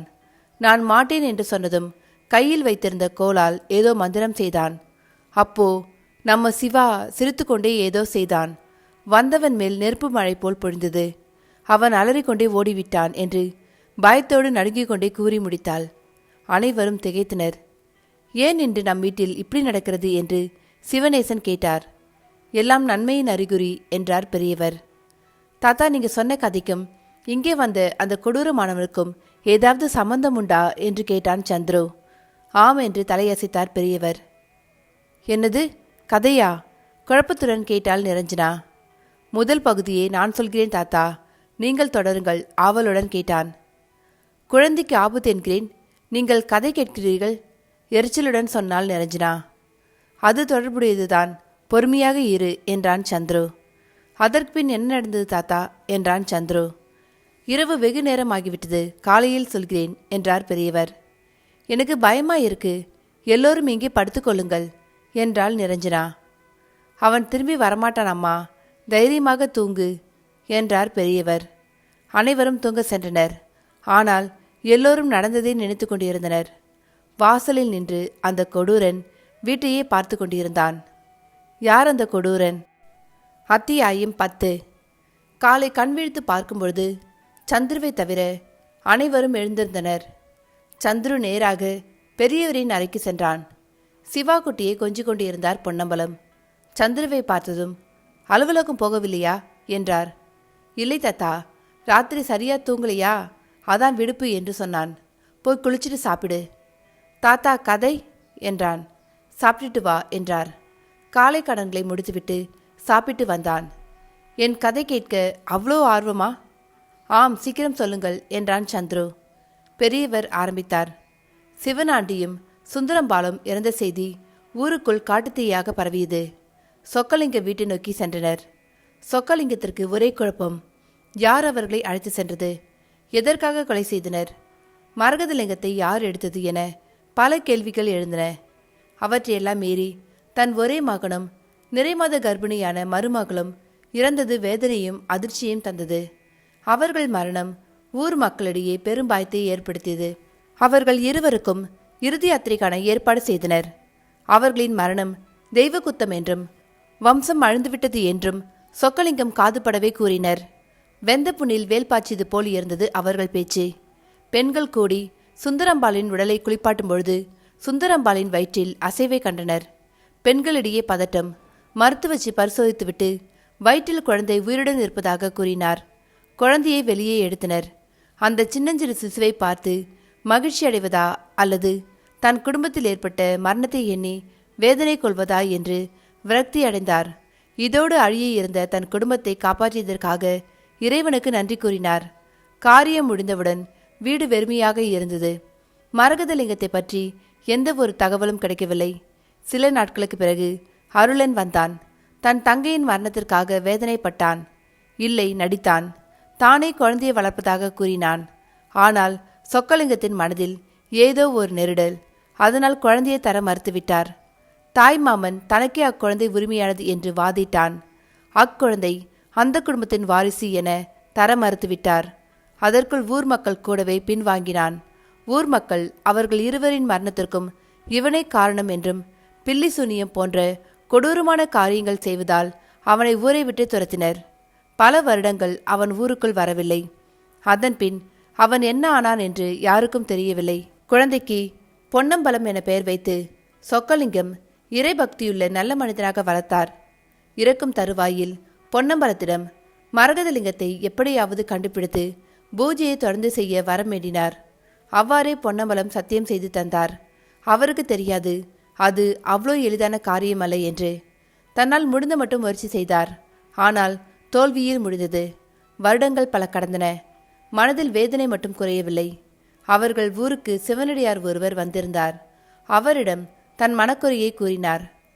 உன் வம்சத்தில் பிறக்கும் ஒரு குழந்தை மூலம் மீண்டும் சிவலிங்கம் கிடைக்கும் என்றார். சிவநேசனும் சந்துருவும் பிறந்தபொழுது அவர்கள் மூலம் கிடைக்கும் என்று நம்பினார். ஆனால் அது நடக்காமல் போகவே தன் வாழ்நாள் முடிவதற்குள் மரகதலிங்க பூஜை நடத்திவிட வேண்டும் என்று அவர் மிகவும் பிரயாசைப்பட்டார். இறுதி காலத்தில் இருக்கும் எனக்கு அந்த பாக்கியம் கிடைக்குமோ என்று வேதனைப்பட்டேன். என் அப்பன் திருச்சிற்றம்பலம் அசிரியரின் மூலம் இவன் என் கனவை நிறைவேற்றுவான் என்றார். ஆனால் இன்னும் எத்தனை காலம் காத்திருக்க வேண்டுமோ என நீண்ட பெருமூச்சு விட்டார். மிக விரைவில் என ஒரு குரல் கேட்டது. அலுவலகத்துக்கு கிளம்பிய சிவநேசன் மிகவும் பதட்டமாக திரும்பி வந்தார். என்னவாயிற்று? ஏன் இந்த பதட்டம் என்றார் பெரியவர். வீட்டு வாசலில் யாரோ சூனியம் வைத்திருக்கிறார்கள். சூனியம் வைத்தது யார்? எதற்காக? அத்தியாயம் 11. சிவநேசன் பதட்டத்துடன் வந்தார். அப்பா, நம் வாசலில் யாரோ சூனியம் வைத்துள்ளார்கள் என்றார். திருச்சிற்றம்பலம் என்றார் பெரியவர். யார் செய்திருப்பார்கள்? யாருக்கும் எந்த தீங்கும் நினைக்கவில்லையே, ஏன் இந்த சோதனை என்றார் மன வருத்தத்துடன். இப்பொழுது என்ன செய்வது? யாராவது இந்த சூனியத்தை எடுக்க வேண்டுமே என்றார் சிவநேசன் கவலை தோய்ந்த முகத்துடன். அப்பொழுது ஓம் நமச்சிவாய என்று உச்சஸ்தாயில் இறைவனை அழைத்தார். பெரியவரும் சிவநேசனும் வாசல் வந்து பார்த்தனர். அங்கே அவர்கள் கண்ட காட்சி மெய்சிலிருக்க வைத்தது. நீண்ட ஜடாமுடியும் உடல் முழுவதும் சாம்பல் பூசி இருந்த ஒருவர் இடுப்பில் ஒரே ஒரு காவி உடை அணிந்திருந்தார். கையில் திருவோடும் சூலாயுதமும் வைத்திருந்தார். இருவரும் அவரை வணங்கி நின்றனர். கோபத்தில் இரு கண்களும் சிவந்தன. சுடுகாட்டில் தாண்டவம் ஆடிய என் அப்பனை பூஜிப்பவர் வீட்டுக்கு சூனியமா? தெய்வாம்சம் பொருந்திய குழந்தை இந்த வீட்டில் வளர்கிறது. அதற்கு தீங்கு நினைத்தால் மரணம் அவனை நெருங்கிவிட்டது என்று அர்த்தம். ஐயா, இப்பொழுது நாங்கள் என்ன செய்ய வேண்டும் என்று பயபக்தியோடு கேட்டார் பொன்னம்பலம். கண்களை உருட்டி, என் ஈசன் அருள் இந்த வீட்டில் உள்ளது. யாரும் எதுவும் செய்ய இயலாது. நீ ஒன்றும் செய்ய வேண்டாம். எல்லாம் அவன் செயல். பின் ஒரு கைப்பிடி திருநீரை எடுத்து ஓம் நமச்சிவாய என்று இறைவனை வேண்டி சூனியம் வைத்த இலை மீது ஊதினார். பச்சை வாழை இலை பற்றி எரிந்தது. இதுபோல் இனி அடிக்கடி நடக்கும். கவலை ஒன்றும் கொள்ள வேண்டாம். ஈசனை நினைத்து இந்த திருநீரை ஊதினால் எந்த ஒரு அபாயமும் நீங்கும். ஓம் நமச்சிவாய என்றபடி சென்றார். நடந்ததை எல்லாம் கண்கொட்டாமல் பார்த்து கொண்டிருந்த சிவநேசனுக்கு இது கனவா அல்லது நிஜமா என்று புரியவில்லை. இருவரும் உள்ளே சென்றனர். சிவநேசா, பெண்களிடம் சொல்ல வேண்டாம், அவர்கள் பயப்படுவார்கள் என்று பெரியவர் சொன்னார். சரி என்று தலையசைத்தார் சிவநேசன். நடந்தது எதையும் நினைக்காமல் அலுவலகம் செல் என்றார் பெரியவர். நாட்கள் நகர்ந்தன. சிவா குட்டிக்கு 6 மாதங்கள் ஆகிவிட்டது. தவழும் பருவத்தில் இருந்தான். சிவா பால் குடிக்க அடம் செய்தான். நிரஞ்சனா முயன்று முடியவில்லை. குழந்தையை உட்கார வைத்துவிட்டு ரேணுகாவை அழைத்து வர சென்றாள். சிவா சிரித்து கொண்டிருந்தான். சமத்து பைலே, பால் குடிக்காமல் சிரிக்கவா செய்கிறாய்? இரு, உன் பாட்டியை கூப்பிடுகிறேன் என்று நிரஞ்சனா சொல்லவும் தன் பொக்கை வாயை காட்டி சிரித்தான் சிவா. சமையல் செய்து கொண்டிருந்தார் ரேணுகா. அத்தை, உங்க பேரன் பால் குடிக்க மாட்டேங்கிறான் என்றாள் நிரஞ்சனா. சுட்டி பயல், இரு, இந்த சட்னியை தாளித்து விட்டு வருகிறேன். சந்துரு ரொம்ப சமத்து, சேட்டையெல்லாம் இல்லை. போங்க அத்தை, என் பிள்ளையும் சமத்துதான். அவனை சொன்ன அம்மாவுக்கு கோபம் வருதே என்று இருவரும் பேசி கொண்டிருந்தனர். நினைவு வந்தவளாக, ஐயோ, தம்பி தனியாக இருக்கிறான். அத்தை, வேலையை முடிச்சுட்டு வாங்க, நான் போறேன் என்றவாறு வேகமாக சென்றாள் நிரஞ்சனா. ரேணுகா பின்னால் வந்தார். சிவாவின் சிரிப்பு சத்தம் கேட்டது. சிவா குட்டி, யார் கூட விளையாடுறீங்க என்று பேசிக்கொண்டே இருவரும் உள்ளே நுழைந்தனர். அப்பொழுது குழந்தை தரையை விட்டு சற்று உயரத்தில் யார் மடியிலோ படுத்திருப்பதைப் போல் பால் குடித்து கொண்டிருந்தான். இவர்கள் நுழையவும் குழந்தையை கீழே படுக்க வைத்தது அந்த கண்ணுக்கு தெரியாத உருவம். ரேணுகாவும் நிரஞ்சனாவும் பயத்தில் நடுங்கினர். குழந்தை அந்தரத்தில் இருப்பதை பார்த்த நிரஞ்சனாவிற்கு கண்கள் இருண்டது. உலகமே சுற்றியது. அத்தை, என் குழந்தையை யார் தூக்கி வைத்திருக்கிறார்கள்? பயப்படாத நிரஞ்சனா, அவனை நாம் கண்களுக்கு தெரியாமல் யாரோ பார்த்து கொள்கிறார்கள். அதுவும் நல்ல ஆன்மா என்னும் பொழுது பயப்படாதே, நன்மையே நடக்கும் என்றார் ரேணுகா. மருமகளுக்கு தைரியம் சொன்னாலும் உள்ளுக்குள் அவரும் பயந்தார். ஆனால் கண்ணுக்கு தெரியாத அந்த காவல் தெய்வத்தின் மேல் உள்ள மரியாதை. இவ்வாறு ரேணுகா பேசிக் கொண்டிருக்கும் பொழுதே மஞ்சள், மல்லிகை, குங்குமம் கலந்த மனம் அவர்களை கடந்து சென்றது. கொலுசு சத்தம் கணீர் என கேட்டது. குழந்தைக்கு பால் ஊட்டியது யார்? அத்தியாயம் 12. குழந்தை பாலை குடித்துவிட்டு சிரித்தது. சிறிது நேரம் சந்துருவும் நிரஞ்சனாவும் குழந்தையுடன் விளையாடினர். குழந்தை தூங்க ஆரம்பித்தான். அவனை தொட்டிலில் தூங்க வைத்தாள் நிரஞ்சனா. இரவு வெகு நேரமானது. ஊரே அமைதியாக இருந்தது. திடீரென்று ஒரு சத்தம். ஜக்கம்மா வாக்கு பொய்க்காது. இந்த வீட்டு குழந்தைக்கு கண் திருஷ்டி இருக்கு. அதனால தான் நடக்கக்கூடாதெல்லாம் நடக்குது. பரிகாரம் பண்ணா திருஷ்டி கழியும்னு ஜக்கம்மா சொல்றா. அவன் சத்தம் மெதுவாக மறைந்தது. காலையில் எழுந்ததும் தன் மாமியாரிடம் நடந்ததை கூறினாள் நிரஞ்சனா. நாம் சிவனை வணங்கும் அம்சம், அதனால் இது போன்றவற்றை நம்பக்கூடாது. மேலும் நம்ம சிவா குட்டி தெய்வ அம்சம் உள்ளவன். இதை நாம் நேராகவே பார்த்தோம். அவனை எந்த ஒரு துர்சக்தியாலும் நெருங்க முடியாது. மனசை குழப்பாம இருமா, எந்த ஒரு தீங்கும் வராது என்று சொன்னார் ரேணுகா. பின் இருவரும் சமையல் வேலையில் மூழ்கினர். இரவில் வந்த குடுகுடுப்பைக்காரன் காலையில் வந்தான். இரவு சொன்ன குறுக்கி பெரிய வீட்டுக்காரர்கள் கனமாக கொடுப்பார்கள் என்று அவளோடு வந்தான். இரவில் சொன்ன பாட்டையே திரும்பவும் சொன்னான். பெரியவரோடு விளையாடி கொண்டிருந்த சிவா தவழ்ந்து வாசல் வந்தான். தன் பொக்கை வாயை காட்டி அழகாக சிரித்தான். இன்று சரியான வேட்டைத்தான் என்று நினைத்து மகிழ்ச்சி அடைந்தான். சிவகாமி அம்மையார் குழந்தையை தூக்குவதற்காக வந்தார். குடுகுடுப்பைக்காரன் உடுக்கியை ஆட்டி குழந்தைக்கு விளையாட்டு காட்டினான். சிவா சிரித்தான். பின் அவனை ஒரு பார்வை பார்த்தான். அவன் கையில் வைத்திருந்த குச்சி பாம்பாக நெளிந்தது. அரண்டு போனவன் தலை தெறிக்க ஓட்டம் எடுத்தான். சிவா அவனை பார்த்து பொக்கை வாயோடு சிரித்தான். இதை பார்த்து சிவகாமி அம்மையாரும் சிரித்து விட்டார். நடந்ததை கேட்டு ரேணுகாவும் நிரஞ்சனாவும் சிரித்தனர். பாவம் இவன், அம்பு எய்தவன் வேறு யாரோ என்றார் ரேணுகா. ஓடியவன் நேராக இடிந்த காளி கோவிலுக்கு சென்றான். நான் கூறியபடி சொன்னாயா? ஒரு கொடூரமான குரல் அதட்டி கேட்டது. சாமி, என்னை விட்டுருங்க, பொழப்புக்காக பொய் சொல்றீங்க. புள்ளக்குட்டிக்காரன் அந்த வீட்டுக்கு போனா செத்துருவேன் என்று அழாத குறையாக கூறினான். புள்ளப்பூச்சியை ஏண்டா அனுப்பிச்ச முட்டாள், இவன் நம்ம காரியத்தைக்கு எடுத்துருவான். 80 வருஷ பகையடா, மனசு இன்னும் மாறல. நீ என் புள்ளனா, அந்த குழந்தைய உசுரோட கொண்டு வா. எனக்கு உசுரோட வேணும். பேய் சிரிப்பு சிரித்தான் 110 வயது அருளன். அத்தியாயம் 13. எனக்கு அந்த குழந்தை உசுரோட வேணும். அருளனின் சிரிப்பில் வெறியும் கோபமும் வஞ்சமும் தீர்க்க வேண்ட என்ற ஆத்திரமும் இருந்தது. அவன் 80 வருடத்திற்கு முந்தைய கதையை நினைத்து பார்த்தான். சிவனாண்டி சுந்தரம்பாள் திருமணம் முடிந்த பின் தன் தந்தை பரமனோடு சண்டையிட்டுவிட்டு வீட்டை விட்டு வெளியேறினான். சூனியம் வைக்கும் கூட்டத்தோடு சிறிது காலம் வாழ்ந்தான். அங்கே ஒரு பெண்ணோடு தவறான தொடர்பு கொண்டு வாழ்ந்தான். மந்திரம் கற்று பெரிய மந்திரவாதியாக ஆசைப்பட்டான். அதற்கான வழியை அந்த பெண்ணிடம் கேட்டான். அவள் சொன்ன யோசனை மிகவும் கொடூரமானது. கேட்பவர்கள் நெஞ்சை பதற வைக்கும். இப்படியும் கூட செய்வார்களா மனிதர்கள் என தோன்றும். அதுவும் வருகிற அமாவாசை அன்று காளி பூஜை நடத்தினால் நீதான் பெரிய மாந்திரிகன் என்று அருளனை உசுப்பேத்தி விட்டாள். வெறியோடு பலிக்கான உயிரை தேடிச் சென்றான். வீட்டிற்கு சென்றபொழுது சுந்தரம்பாலை கணவன் வீட்டுக்கு அனுப்புவதற்கான ஏற்பாடுகள் நடந்து கொண்டிருந்தன. அருளனின் மனதில் இருந்த மிருகம் கொடூரமாக சிரித்தது. அவன் மனசு பலிக்கான பொருள் கிடைத்துவிட்டது என எக்களித்தது. சரியான தருணத்திற்காக காத்திருந்தான். அன்று இரவு கொல்லைப்புறத்தில் ஏதோ சமிச்சை கேட்டு பின்னால் சென்றான். அங்கே அந்த பெண் நின்று கொண்டிருந்தாள். இங்கே ஏன் வந்தாய்? அமாவாசை நெருங்குகிறது என்று நான் சொன்னது உன் நினைவில் உள்ளதா?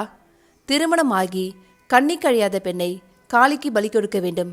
பலிக்கான பெண் கிடைத்துவிட்டாளா? காளி தன் பலியை காட்டிவிட்டாள். யார் அந்த பெண்? சத்தம் படாதே, இந்த வீட்டில் தான் இருக்கா. யார்? சுந்தராம்பாள், என் தங்கை. சபாஷ், உன் தங்கையை காளிக்கு பலியிட துறந்து விட்டாய். காளி உனக்கு அருள் செய்வாள் என இவ்வாறு இவர்கள் பேசிக் கொண்டிருக்கும் பொழுது சுந்தரம்பாளின் தாய் அங்கே வந்தாள். அடப்பாவி, உன் உடன் பிறந்தவளையே பலி கொடுப்பதற்கு துணிந்து விட்டாயே, நீ எல்லாம் மனிதனா? யார் என் உடன் பிறந்தவள்? என் தந்தைக்கு பிறந்தவள் எல்லாம் என் தங்கையாகிவிடுமா என்று கூறிக்கொண்டே தன் சிற்றன்னையின் கழுத்தை இரக்கமில்லாமல் நெரித்தான். உன்னை வளர்த்தவன்டா நான் என்றார் அவர். அதனால தான் நானே கொள்கிறேன். என்னை கொலை செய், என் மகளை விட்டுவிடு, அவள் குழந்தை என்று மன்றாடினார். ஆனால் அந்த மிருகம் தன் பலம் கொண்ட மட்டும் நெரித்தது.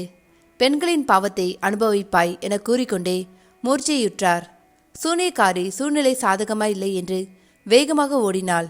யாரோ வருகின்ற ஓசை கேட்டு அருளனும் வேகமாக ஓடினான். இரவு முழுவதும் அந்த தாய் தன் பலம் கொண்ட மட்டும் சத்தம் செய்தாள். ஆனால் யார் காதிலும் கேட்கவில்லை. எழுந்திருக்க முயன்றார், முடியவில்லை. அந்த தாயின் மனம் கதறியது, இறைவனை பிரார்த்தனை செய்தது. தன் மகளின் மகிழ்ச்சி நிறைந்த வாழ்க்கையை காணும் பாக்கியம் தனக்கு இல்லையே என வேதனையில் அழுதது. தன் முழு பலத்துடன், ஈசனே, என் மகளை காப்பாற்று, எங்கள் வம்சத்தை தழைக்க செய் என இரு கரம் குப்பியபடி இன்னுயிர் துறந்தார். அத்தியாயம் 14. சூனியக்காரியோடு சிறிது காலம் இருந்துவிட்டு சொக்கலிங்கம் கோவிலுக்கு சென்றிருந்த வேளை நல்லவன் போல வந்தான். தங்கையின் மேல் பாசத்தை பொழிந்தான். வெள்ளை மனம் படைத்த சிவனாடி வீட்டிற்குள் நுழைந்தான். அன்று சிவராத்திரி. மரகதலிங்க பூஜை நடக்கும் என்பதை தெரிந்தவன் அருளன். அந்த லிங்கத்தை அடைய வேண்டி வஞ்சிக்க எண்ணத்தோடு வந்திருந்தான். இறைவனின் எண்ணத்தை யார் அறிவர்? முட்டாள் அருளன் சமயம் தனக்கு சாதகமாக உள்ளது என்று இருமாப்புடன் நுழைந்தான். சுந்தராம்பாள் கர்ப்பஸ்திரீ என்று அறிந்தவுடன் அவனுள் இருந்த மிருகம் தலை தூக்கியது. மனதில் சதி வழியை திட்டமிட்டான். தன் திட்டத்தை நிறைவேற்றுவதற்கு சூனியக்காரியின் துணையை நாடினான். 20 வயது நிரம்பிய சிவனாண்டியை தன் வழியில் விழ வைப்பது மிகவும் எளிதான காரியம். துணைக்கு சூனியக்காரியை வரவழைத்தான். பெண் சிவனடியாரை போல் வேடமிட்டு வந்த சூனியக்காரி, என் குருநாதர் பலகாலம் இமயமலையில் தவம் செய்துவிட்டு இறைவனின் கட்டளைப்படி உங்கள் ஊர் வந்துள்ளார். மரகதலிங்கத்தை வைத்து பூஜை செய்ய வேண்டும் என்பது இறைவன் கட்டளை. அதற்கான ஏற்பாடுகள் கோவிலில் நடந்து கொண்டிருக்கின்றன. தாங்களும் தங்கள் மனைவியோடு பூஜையில் கலந்து கொண்டு இறைவனின் அருளை பெறுவதற்கு அழைத்து வர சொன்னார் என்று கூறவும் சிவனாண்டி அதை நம்பினார். மரகதலிங்கத்தை பயபக்தியுடன் தன் மடியில் வைத்து கொண்டார். வீட்டில் காவலுக்கு இருந்த கந்தனுக்கு இரவில் கண் சற்று மங்களாக தெரியும் என்பதை அறிந்திருந்தான் அருளன். வண்டிக்காரனை போல் பேசி நயவஞ்சகமாக மருத்துவச்சின் வீட்டிற்கு அழைத்து செல்வதாக கூறி அழைத்து சென்றான். வண்டியில் ஏறியதும் கந்தன் அப்பாவிடம் தகவல் சொல்லவா தம்பி என்று கேட்டான். கோவிலில் அப்பாவிடம் சொல்லிக் கொள்கிறேன் என்று சிவனாண்டியைப் போல பேசினான். இவை அனைத்தும் அவன் சதியின் ஒரு பகுதி. இந்த சதி எதையும் அறியாத சிவனாண்டி வண்டியில் ஏறியதும் சிவனடியாரை பற்றி கேட்டுக்கொண்டே வந்தான். வண்டி பாதை மாறி காட்டுக்குள் செல்லவும் வண்டி ஏன் பாதை மாறி செல்கிறது என்று கேட்டான். இதுவரை அமைதியாக இருந்த சூனியக்காரி, வாயை மூடிக்கொண்டு வந்தால் நீ உயிர் பிழைப்பாய், இல்லை என்றால் உன் மனைவியுடன் சேர்ந்து உன்னையும் காளிக்கு பலி கொடுத்து விடுவோம் என்றாள். திடுக்கிட்டான் சிவனாண்டி. அடப்பாவி, உன்னை நல்லவன் என்று நம்பி வந்தால் இப்படி செய்கிறாயே என்றார். உன்னை யார் என்னை நம்ப சொன்னது? நீ முட்டாள். நான் சொன்னதும் எதையும் யோசிக்காமல் என் பின்னே வந்துவிட்டாய். அது உன் விதி என்று இருமாப்புடன் கூறினான். அண்ணா, நான் உங்கள் தங்கை, அவர் உங்கள் மைத்துனர். எப்படி இரக்கமில்லாமல் பேசுகிறீர்கள் என்று அழுதார் சுந்தராம்பாள். என் அன்பு தங்கையே, உன் மீது அன்பு உள்ளதால் தான் உன் தாயை அனுப்பிய இடத்திற்கே அனுப்பி வைக்கிறேன். என்னது, என் தாயை நீதான் கொன்றாயா? சாவதற்கு முன் தெரிந்து கொண்டாயே, நீ புண்ணியவதி என்றான். என்னை ஒன்றும் செய்துவிடாதீர்கள் அண்ணா என்று குழந்தையைப் போல் அழுதார். இப்பொழுது உன்னை ஒன்றும் செய்ய மாட்டேன். வருகின்ற சூரிய கிரகணம் தன்று உன்னை காளிக்கு பலி கொடுக்கப் போகிறேன். உன் மரணத்தை பார்த்த பின் இவனையும் துணைக்கு அனுப்பி வைக்கிறேன். குடும்பத்தோடு சொர்க்கத்தில் சந்தோஷமாக இருங்கள். உன்னை பற்றிய உண்மை வெளிவரும். ஆனால் அதற்கு முன் நீ தண்டனையை அனுபவிப்பாய். முட்டாள், மரகதலிங்கம் காணவில்லை, அதோடு நீயும் வீட்டில் இல்லை என்றால் நீதான் காரணம் என்று நம்புவார்கள். உன் இறந்த உடலை பார்த்ததும் தெய்வ குத்தம் என்று முடிவு செய்து விடுவார்கள். என் மீது எந்த சந்தேகமும் வராது என்றான் அருளன். இறைவா, என்னை இந்த தீராத பழியிலிருந்து காப்பாற்று என்று இறைவனை வேண்டினார். நன்றாக வேண்டிக்கொள். நீ செய்த பாவத்திற்கு ஆண்டவனிடம் மன்னிப்பு கேள். ஆனாலும் உன்னை காப்பாற்ற யாராலும் முடியாது. நான் மகா மாந்திரிகன் ஆவதை யாராலும் தடுக்க முடியாது என்று எக்களித்தான். கொடூர மனம் கொண்டவனிடம் பேசுவதில் எந்த பயனுமில்லை என்றுணர்ந்தார் சிவனாண்டி. தன் மனைவியை காப்பாற்ற வேண்டுமென்று போராடினார். கை கலப்பு ஆகியது. சூனியக்காரி சுந்தரம்பாளை பிடித்து கொண்டாள். முரடனான அருளனுடன் சிவனாண்டியால் ஈடுகொடுக்க முடியவில்லை. குற்றுயிராக கீழே விழுந்தார். கணவனின் நிலை கண்டு கலங்கிய சுந்தராம்பாள் சூனியக்காரியின் பிடியிலிருந்து திமிரி தன் கணவன் மேல் விழுந்து அழுதார். நாம் தீராத பாவத்தை செய்துவிட்டோம். பரம்பரை பரம்பரையாக பூஜித்த லிங்கத்தை இந்த பாவியின் சொல் கேட்டு வெளியில் கொண்டு வந்து விட்டோம். நம்மை இறைவன் தான் மன்னிக்க வேண்டும். இந்த பாவியின் கைகளில் மரகதலிங்கம் கிடைக்கக்கூடாது. எப்படியாவது நம் வீட்டில் ஒப்படைக்க வேண்டும். சுந்தரம்பாள், இதை நீ செய்வாயா என கேட்டார் சிவனாண்டி. உங்களுக்கு ஒன்றுமாகாது, இறைவன் துணை இருப்பான் என்றார் சுந்தரம்பாள். மரகதலிங்கத்தை சுந்தரம்பாளிடம் கொடுத்தார் சிவனாண்டி. பாய்ந்தோடி வந்தான் கொடூரன். சுந்தரம்பாளின் முடியை கற்றையாக பிடித்து இழுத்தான். வேதனையில் கத்தினார். அவர் கைகளில் இருந்த லிங்கம் பக்கத்தில் உள்ள புற்றில் விழுந்தது. எனக்கு தேவை நீதானடி என்று மிருகம் போல சுந்தரம்பாளை இழுத்தான். சர்வேஸ்வரா, அபாயம் என்று இருவரும் அபயக்குரல் எழுப்பினர். ஜோதி சுரூபமாய் உக்கிரமாய் தோன்றினார் ருத்ரன். அத்தியாயம் 15. அக்னி சுரூபமாய் ருத்ரன் தோன்றினார். சிவனாண்டியும் சுந்தரம்பாலும் இருகரம் கூப்பி வணங்கினர். அதுவரை இருமாப்புடன் இருந்த அருளன் ருத்ரனை பார்த்ததும் சர்வமும் ஒடுங்கினான். சிவந்த கண்கள் பார்ப்பவரை பயங்கொள்ள செய்தது. நீண்ட ஜடாமுடியும் கழுத்திலேயே நாகபரணமும் இடையில் புலித்தோலும் காலிலே தண்டையும் பக்தியை தந்தது. கையில் இருந்த உடுக்கையின் ஓசை ஓம்காரமாக ஒலித்தது. சூலாயுதம் துஷ்ட சம்காரம் செய்வதற்கு தயாராக இருந்தது. தீப்பிழம்பாய் அவர் காட்சி தந்தார். கோபத்தின் உக்கிரம் தாங்காமல் பூமியை நெருப்பு கோலமாய் காட்சியளித்தது. ருத்ரனின் கோபத்தை சாந்தப்படுத்தும் முயற்சியில் சிவனாண்டியும் அவர் மனைவியும் இறங்கினர். சர்வேஸ்வரா, நாங்கள் தீராத பாவத்தை செய்துவிட்டோம். கருணாகரனே, எங்களை மன்னித்தருளும். மகாதேவா, தயாபரனே, எங்கள் குழந்தையை காத்தருள்வாய். கருணை கடலே, அறியாமல் செய்த பாவத்தை பொறுத்தருவாய். பராபரமே, எங்களை ஆட்கொள்வாய். அருட்கடலே. இருவரும் சாஷ்டாங்கமாய் விழுந்தனர். மகா மாந்திரிகன் ஆகலாம் என்ற கனவில் இருந்த அருளினால் ஏமாற்றம் தாழாமல் இந்த முறையும் பலி கொடுக்க முடியாமல் போனதால் வெறி கொண்டவனைப் போல் சுந்தரம்பாளை கொள்வதற்காக கத்தியே ஓங்கினான். மூடனின் செய்கியால் உக்கிரமான ருத்ரன் பார்வையால் அவனை தூக்கி எறிந்தார். அந்தரத்தில் பறந்து சென்ற அருளன் ருத்ரனின் காலடியில் விழுந்தான். கோபக்கடலாக மாறிய ருத்ரன் அருளனை எரிக்கும் கண்களால் பார்த்தார். கருவை சுமக்கும் பெண்ணை கொல்ல துணிந்தாய் நீ.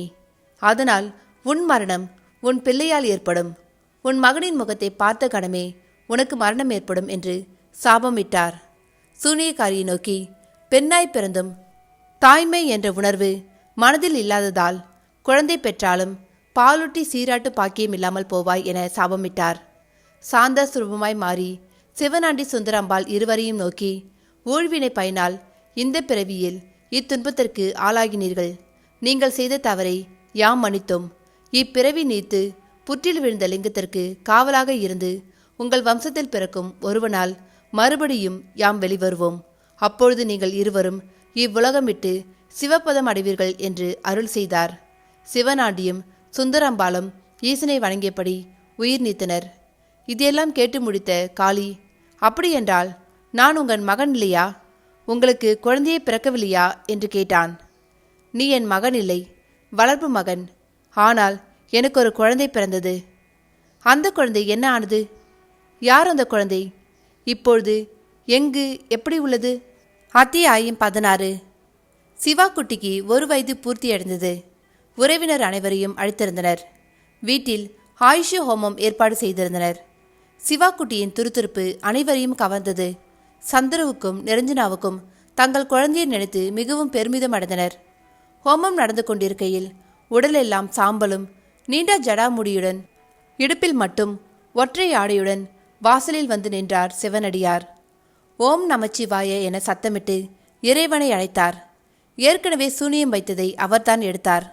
அதனால் பெரியவருக்கும் சிவநேசனுக்கும் பரிச்சயம் உண்டு. பொன்னம்பலம் வாசல் வரை வந்து சிவனடியாரை வரவேற்று எங்கள் வீட்டை ஆசிர்வதிக்க வேண்டுமென்று வேண்டினார். என் அப்பனின் ஆசிர்வாதம் என்றும் உண்டு. எங்கள் குழந்தையை ஆசிர்வதியுங்கள் என்றார். கண்களை மூடி இறைவனை தியானித்தார். பின் கைகளை மேலே உயர்த்தி ஓம் நமச்சிவாய என்று கூறி பிடி சாம்பலை பொன்னம்பலம் கைகளில் கொடுத்தார். என் அப்பன் பிரசாதம், வீட்டில் அனைவரும் இட்டுக்கொள்ளுங்கள். ஈசனின் அருள் என்றும் இருக்கும். ஓம் நமச்சிவாயம் என்று சொல்லிக்கொண்டே சென்றார். இனிதே பிறந்தநாள் விழா முடிவுற்றது. சிவனாண்டி சுந்தரம்பாள் இருவரின் திதி என்பதால் காலபைரவர் கோவில் அருகிலுள்ள சமாதிக்கு சென்றனர்.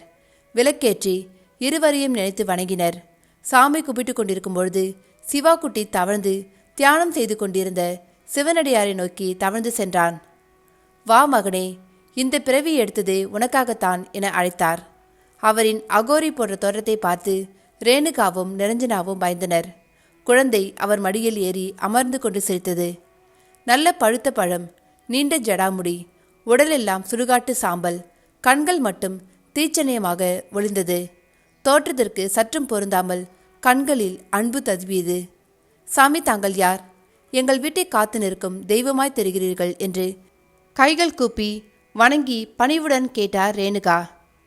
நான் யார் என்ற கேள்விக்கு யாராலும் பதில் சொல்ல முடியாது. நாம் எல்லாம் அவன் ஆட்டி வைக்கும் பொம்மை. பிறப்பின் ரகசியம் யார் அறிவர்? நம்மை படைத்த ஈசன் மட்டுமே அறிவான். அவன் அன்றி ஓரணுவும் அசையாது. நம்முடைய செய்கையின் காரணம் அவன் மட்டுமே அறிவான். இந்த தள்ளாத வயதிலும் இமயமலையில் தவம் செய்து கொண்டிருந்தேன். ஈசன் ஆணையிட்டான் இங்கே போக சொல்லி. அதான் காரணம் என்னவென்று எனக்கு தெரியாது. இவை அனைத்திற்கும் விடை ஒரு நாள் தெரியும். எல்லாம் இறைவனின் சித்தம். ஓம் நமச்சிவாய என்று கண்களை மூடி தியானத்தில் ஆழ்ந்தார். இவர்கள் பேசியதை மறைந்திருந்து காளி கேட்டான். அருளனிடம் நடந்தவற்றை கூறினான். யாரடா அந்த சாமியார்? இமயமலையிலிருந்து எதற்கு வந்திருக்கிறான்? அவனை பற்றி விவரங்களை சேகரித்து வா. நான் சொல்றேன்னு கோச்சிக்காதீங்க. உங்களை தேடி வந்திருப்பானோ? முட்டாள், எனக்கு சாபம் அளிப்பதாக நினைத்து வரம் தந்துள்ளான் ஈசன். அவனால் என்னை என்ன செய்ய முடியும்? குழந்தை பிறந்துச்சுன்னு சொன்னீங்க, அப்புறம் அது என்ன ஆச்சு? என் யமனை நான் விட்டு வைப்பேனா? அவ்வளோ முட்டாளா நான் என எக்களித்தான். நாம் ஒன்று நினைத்தால் தெய்வம் ஒன்று நடக்கும் என்று இந்த மூடன் அறிந்திருக்கவில்லை. அத்தியாயம் 17. என் யமனை விட்டு வைப்பதற்கு நான் என்ன முட்டாளா என எக்களித்தான். எனக்கும் சூனியக்காரிக்கும் சாபமிட்ட பின் ஈசன் மறைந்ததும் சிவனாண்டியும் சுந்தரம்பாலும் இறந்ததை உறுதி செய்து கொண்டேன். பிரம்மை பிடித்தவள் போல் இருந்த சூனியக்காரியை கூட்டிக் கொண்டு அங்கிருந்து வேகமாக சென்று விட்டேன். வழக்கம் போல் சிறிது நாள் கழித்து நல்லவன் போல் நாடகமாடலாம் என நினைத்து ஊரை விட்டு வெளியேறினேன் என தன் கதையை தொடர்ந்தான். நீயும் என்னோடு வா, இருவரும் சிறிது நாட்கள் வெளியூரில் இருந்துவிட்டு வருவோம் என்று சூனியக்காரியை அழைத்தான். அவள் வருவதற்கு மறுத்தாள். என்ன காரணம்? எப்பொழுதும் என்னுடன் வருவாய்தானே, இன்று ஏன் மறுக்கிறாய் என்றான் அருளன். ஒன்றுமில்லை, என் கூட்டத்தோடு இருக்க விரும்புகிறேன் என்றாள்.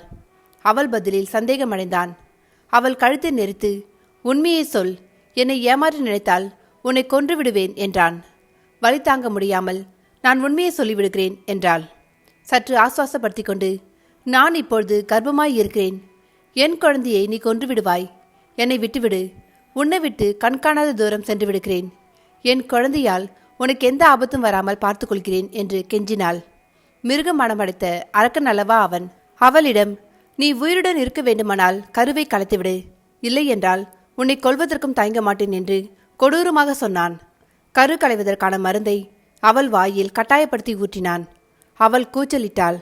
அவளின் கூச்சலால் அவளின் கூட்டத்தார் ஓடி வந்தனர். இதைக் கண்ட அவன் வெளியில் சொன்னாள். நினைவிருக்கட்டும் என்றான். கரு கலந்து விட்டதாக கூறி அழுதாள். உனக்கு குழந்தை வேண்டுமென்றால் நீ தாராளமாக பெற்றுக்கொள், ஆனால் அதற்கு தகப்பன் நான் அல்ல என்று கேவலமான சிரிப்பு சிரித்தான். என்னுடன் வா என்று அவளை அழைத்தான். என் உடல் சரியில்லை, அதனால் நான் வரவில்லை என்று பதில் கூறினாள். என்னை ஏமாற்றி விடலாம் என்று நினைக்காதே. திரும்பி வரும்பொழுது உனக்கு குழந்தை இருந்தால் அதுதான் அந்த குழந்தையின் கடைசி நாள் என்று கூறிவிட்டு சென்றான். சில நாட்கள் கழித்து திரும்பி வந்தான். அப்பொழுது சூனியக்காரிக்கு பிரசவ வலி கண்டிருந்தது. இதை கேள்விப்பட்ட அருளன், இந்த குழந்தை பிறந்தால் நம் கூட்டமே அழிந்துவிடும், இதை நான் அவளிடம் சொல்லியும் மறைத்திருக்கிறாள் என அந்த கூட்டத்திடம் அவன் கூறினான். இல்லை, இவன் பொய் சொல்கிறான் என்று அவள் எவ்வளவோ வாதாடினாள். அதற்கவன், என் குழந்தையை கொல்ல சொல்வேனா? இவள் உங்களை ஏமாற்றுகிறாள் என்று நயவஞ்சகமாக பேசினான். அவன் பேச்சில் மயங்கிய காட்டு மிராண்டி கூட்டம் உண்மை என நம்பியது. குழந்தையை கொல் என காட்டுக்கூச்சலிட்டனர். குழந்தையை கொன்றுவிட்டு இவளை கூட்டத்திலிருந்து விரட்டுங்கள் என்று தூபமிட்டான். முட்டாள் கூட்டமும் குழந்தை பிறந்ததும் தொப்புள் கொடியை கூட சுத்தம் செய்யாமல் ஆற்று நீரில் தூக்கி எறிந்தனர். ஐயோ, நான் செய்த பாவத்திற்கு என் குழந்தையை இழந்துவிட்டேன் என கதறினாள். குழந்தை சென்ற பாதையில் பித்து பிடித்தவள் போல் ஓடினாள். என் பேச்சை கேட்டிருந்தால் உனக்கு இந்த கதி ஏற்பட்டிருக்காது என்று அவன் கூறினான். போ, உன் மகனின் சடலத்தை மடியில் கிடத்தி அழு. ஹரிச்சந்திரன் மகன் லோகிதாசனை உயிர்ப்பித்தது போல் ஈசன் உயிர் கொடுப்பார். நான் ஹரிச்சந்திரனும் அல்ல, நீ சந்திரமதியும் அல்ல. போய் உன் மகனின் சடலத்தை தேடு. அடப்பாவி, அவன் உன் பிள்ளையடா என கதறினாள். என் யமனை உயிருடன் விட நான் முட்டாள் அல்ல என்று கூறி அங்கிருந்து சென்றான். தன் குழந்தையை தேடி அவள் சென்றாள். விதியின் ஓட்டத்தை யார் அறிவர்? அத்தியாயம் 18. இப்பொழுது புரிகிறதா? என்னை கொல்பவன் இவ்வுலகில் இல்லை. நான் மரணத்தை வென்றவன். அதனால தான் 110 வயதிலும் மரணிக்காமல் வாழ்ந்து கொண்டிருக்கிறேன் என்று கொக்கரித்தான். உங்களை யாராலையும் கொல்ல முடியாது. அப்படி இருக்கும் பொழுது அந்த குழந்தைய ஏன் கொல்லணும்னு சொல்றீங்க? இத்தனை வருஷமா குடும்பம் குழந்தை எதுவும் இல்லாம பரதேசியா அலைஞ்சேன். நான் பட்ட கஷ்டம் அந்த பொன்னம்பலம் குடும்பம் அனுபவிக்கணும். எனக்கு வம்சம் இல்லாமல் போனது போல் அவனுடைய வாரிசு இல்லாம போகணும். அப்பதான் நான் பட்ட துன்பத்திற்கு பழிவாங்கின சந்தோஷம் எனக்கு கிடைக்கும். பொன்னம்பலம் இரத்த கண்ணீர் வடிக்கிறத பார்த்துதான் என் மனசு ஆறும் என்று பல்லை நரநரவென கழித்தான். அருளனின் கோபத்தை பார்த்த காளி பயந்து போனான். அந்த குழந்தையை கடத்த வேண்டும். அந்த குழந்தை இல்லாமல் மரகத லிங்கத்தை வெளியே எடுக்க முடியாது. பொன்னம்பலத்திற்கு லிங்கம் கிடைக்கக்கூடாது. அதற்காக எதை வேண்டுமானாலும் செய்வேன். பெற்ற பிள்ளையை கொலை செய்தவன் அடுத்த வீட்டு பிள்ளைக்கு இரக்கம் காட்டவா போகிறாய் என மனதுக்குள் நினைத்தான் காளி. இதை சொன்னால் அடுத்த பலி நான் தான். இவனிடம் கவனமாக இருக்க வேண்டும். அருளனின் மனம் திட்டம் போட்டது. அந்த வீட்டில் ஒருவரை மனோவசியம் செய்தால் குழந்தையை சுலபமாக கடத்திவிடலாம். ஆனால் திடமனது உள்ளவர்களை வசியம் செய்வது அவ்வளோ சுலபம் அல்ல. நிரஞ்சனாவை கூறி வைத்தான். இரவு நேரம் நிரஞ்சனா தூக்கம் வராமல் விழித்து கொண்டிருந்தாள். ஜன்னலோரம் நின்று வேடிக்கை பார்த்து கொண்டிருந்தாள். திடீரென வாசலில் ஒரு உருவம் தெரிந்தது. கூர்ந்து கவனித்தாள். அவளை பார்த்து கைகளை நீட்டி வா என அழைப்பது போல் சைகை செய்தது. மிரண்டு போனாள் நிரஞ்சனா. சந்துருவை எழுப்பினாள். என்னம்மா, தூங்க விடுமா? கீழே யாரோ என்னை கூப்பிடுறாங்க. ஏய், உளராம தூங்கு. இல்லை, வந்து பாருங்க. சந்துரு எழுந்து பார்த்தான். ஆனால் அவன் கண்ணிற்கு ஒன்றும் தெரியவில்லை. அதான் சொன்னல்ல ஒன்றுமில்லைன்னு. விளையாடாதீங்க. அங்க அதோ ஒரு உருவம் நிற்குது. அவள் முடிப்பதற்குள் சந்துரு தூங்கியிருந்தான். கீழே சென்று பார்க்கலாமா என யோசித்தாள். ஆனால் உள்ளுக்குள் ஒரு பயம். மீண்டும் ஜன்னல் அருகே சென்று பார்த்தாள். அதே உருவம் நிலத்திலிருந்து 2 அடி உயரே பறந்து அவளை பார்த்து வா என அழைத்தது. உடல் நடுங்கியது. சில்லிட்டு இரத்த ஓட்டம் நின்றது போல் இருந்தது. வியர்த்தது. வாய் விட்டு கத்த நினைத்தாள். சத்தம் எழவில்லை. எனக்கு மட்டும் தெரிகிறது எப்படி? கண்கள் 2 மயங்கி கீழே விழுந்தாள். அத்தியாயம் 19. தரையை விட்டு 2 அடி உயர பறந்த உருவம் வா என நிரஞ்சனாவை பார்த்து அழைத்தது. மயங்கி கீழே விழுந்தாள் நிரஞ்சனா. சந்துரு ஆழ்ந்த உறக்கத்தில் இருந்தான். நிரஞ்சனாவை யாரோ மெதுவாக தூக்கி கட்டிலில் படுக்க வைத்தனர். தன் நினைவு நிரஞ்சனாவிற்கு மெதுவாக வந்தது. யாரோ தலையை வருடினார்கள். இதமாக இருந்தாலும் பயமாகவும் இருந்தது. வருடலில் ஒரு அன்பு இருந்தது. தாய் அன்பு அறியாதவள் நிரஞ்சனா. அவளுடைய சிறு வயதிலேயே பெற்றோரை இழந்து தனிமையில் வளர்ந்தவள்.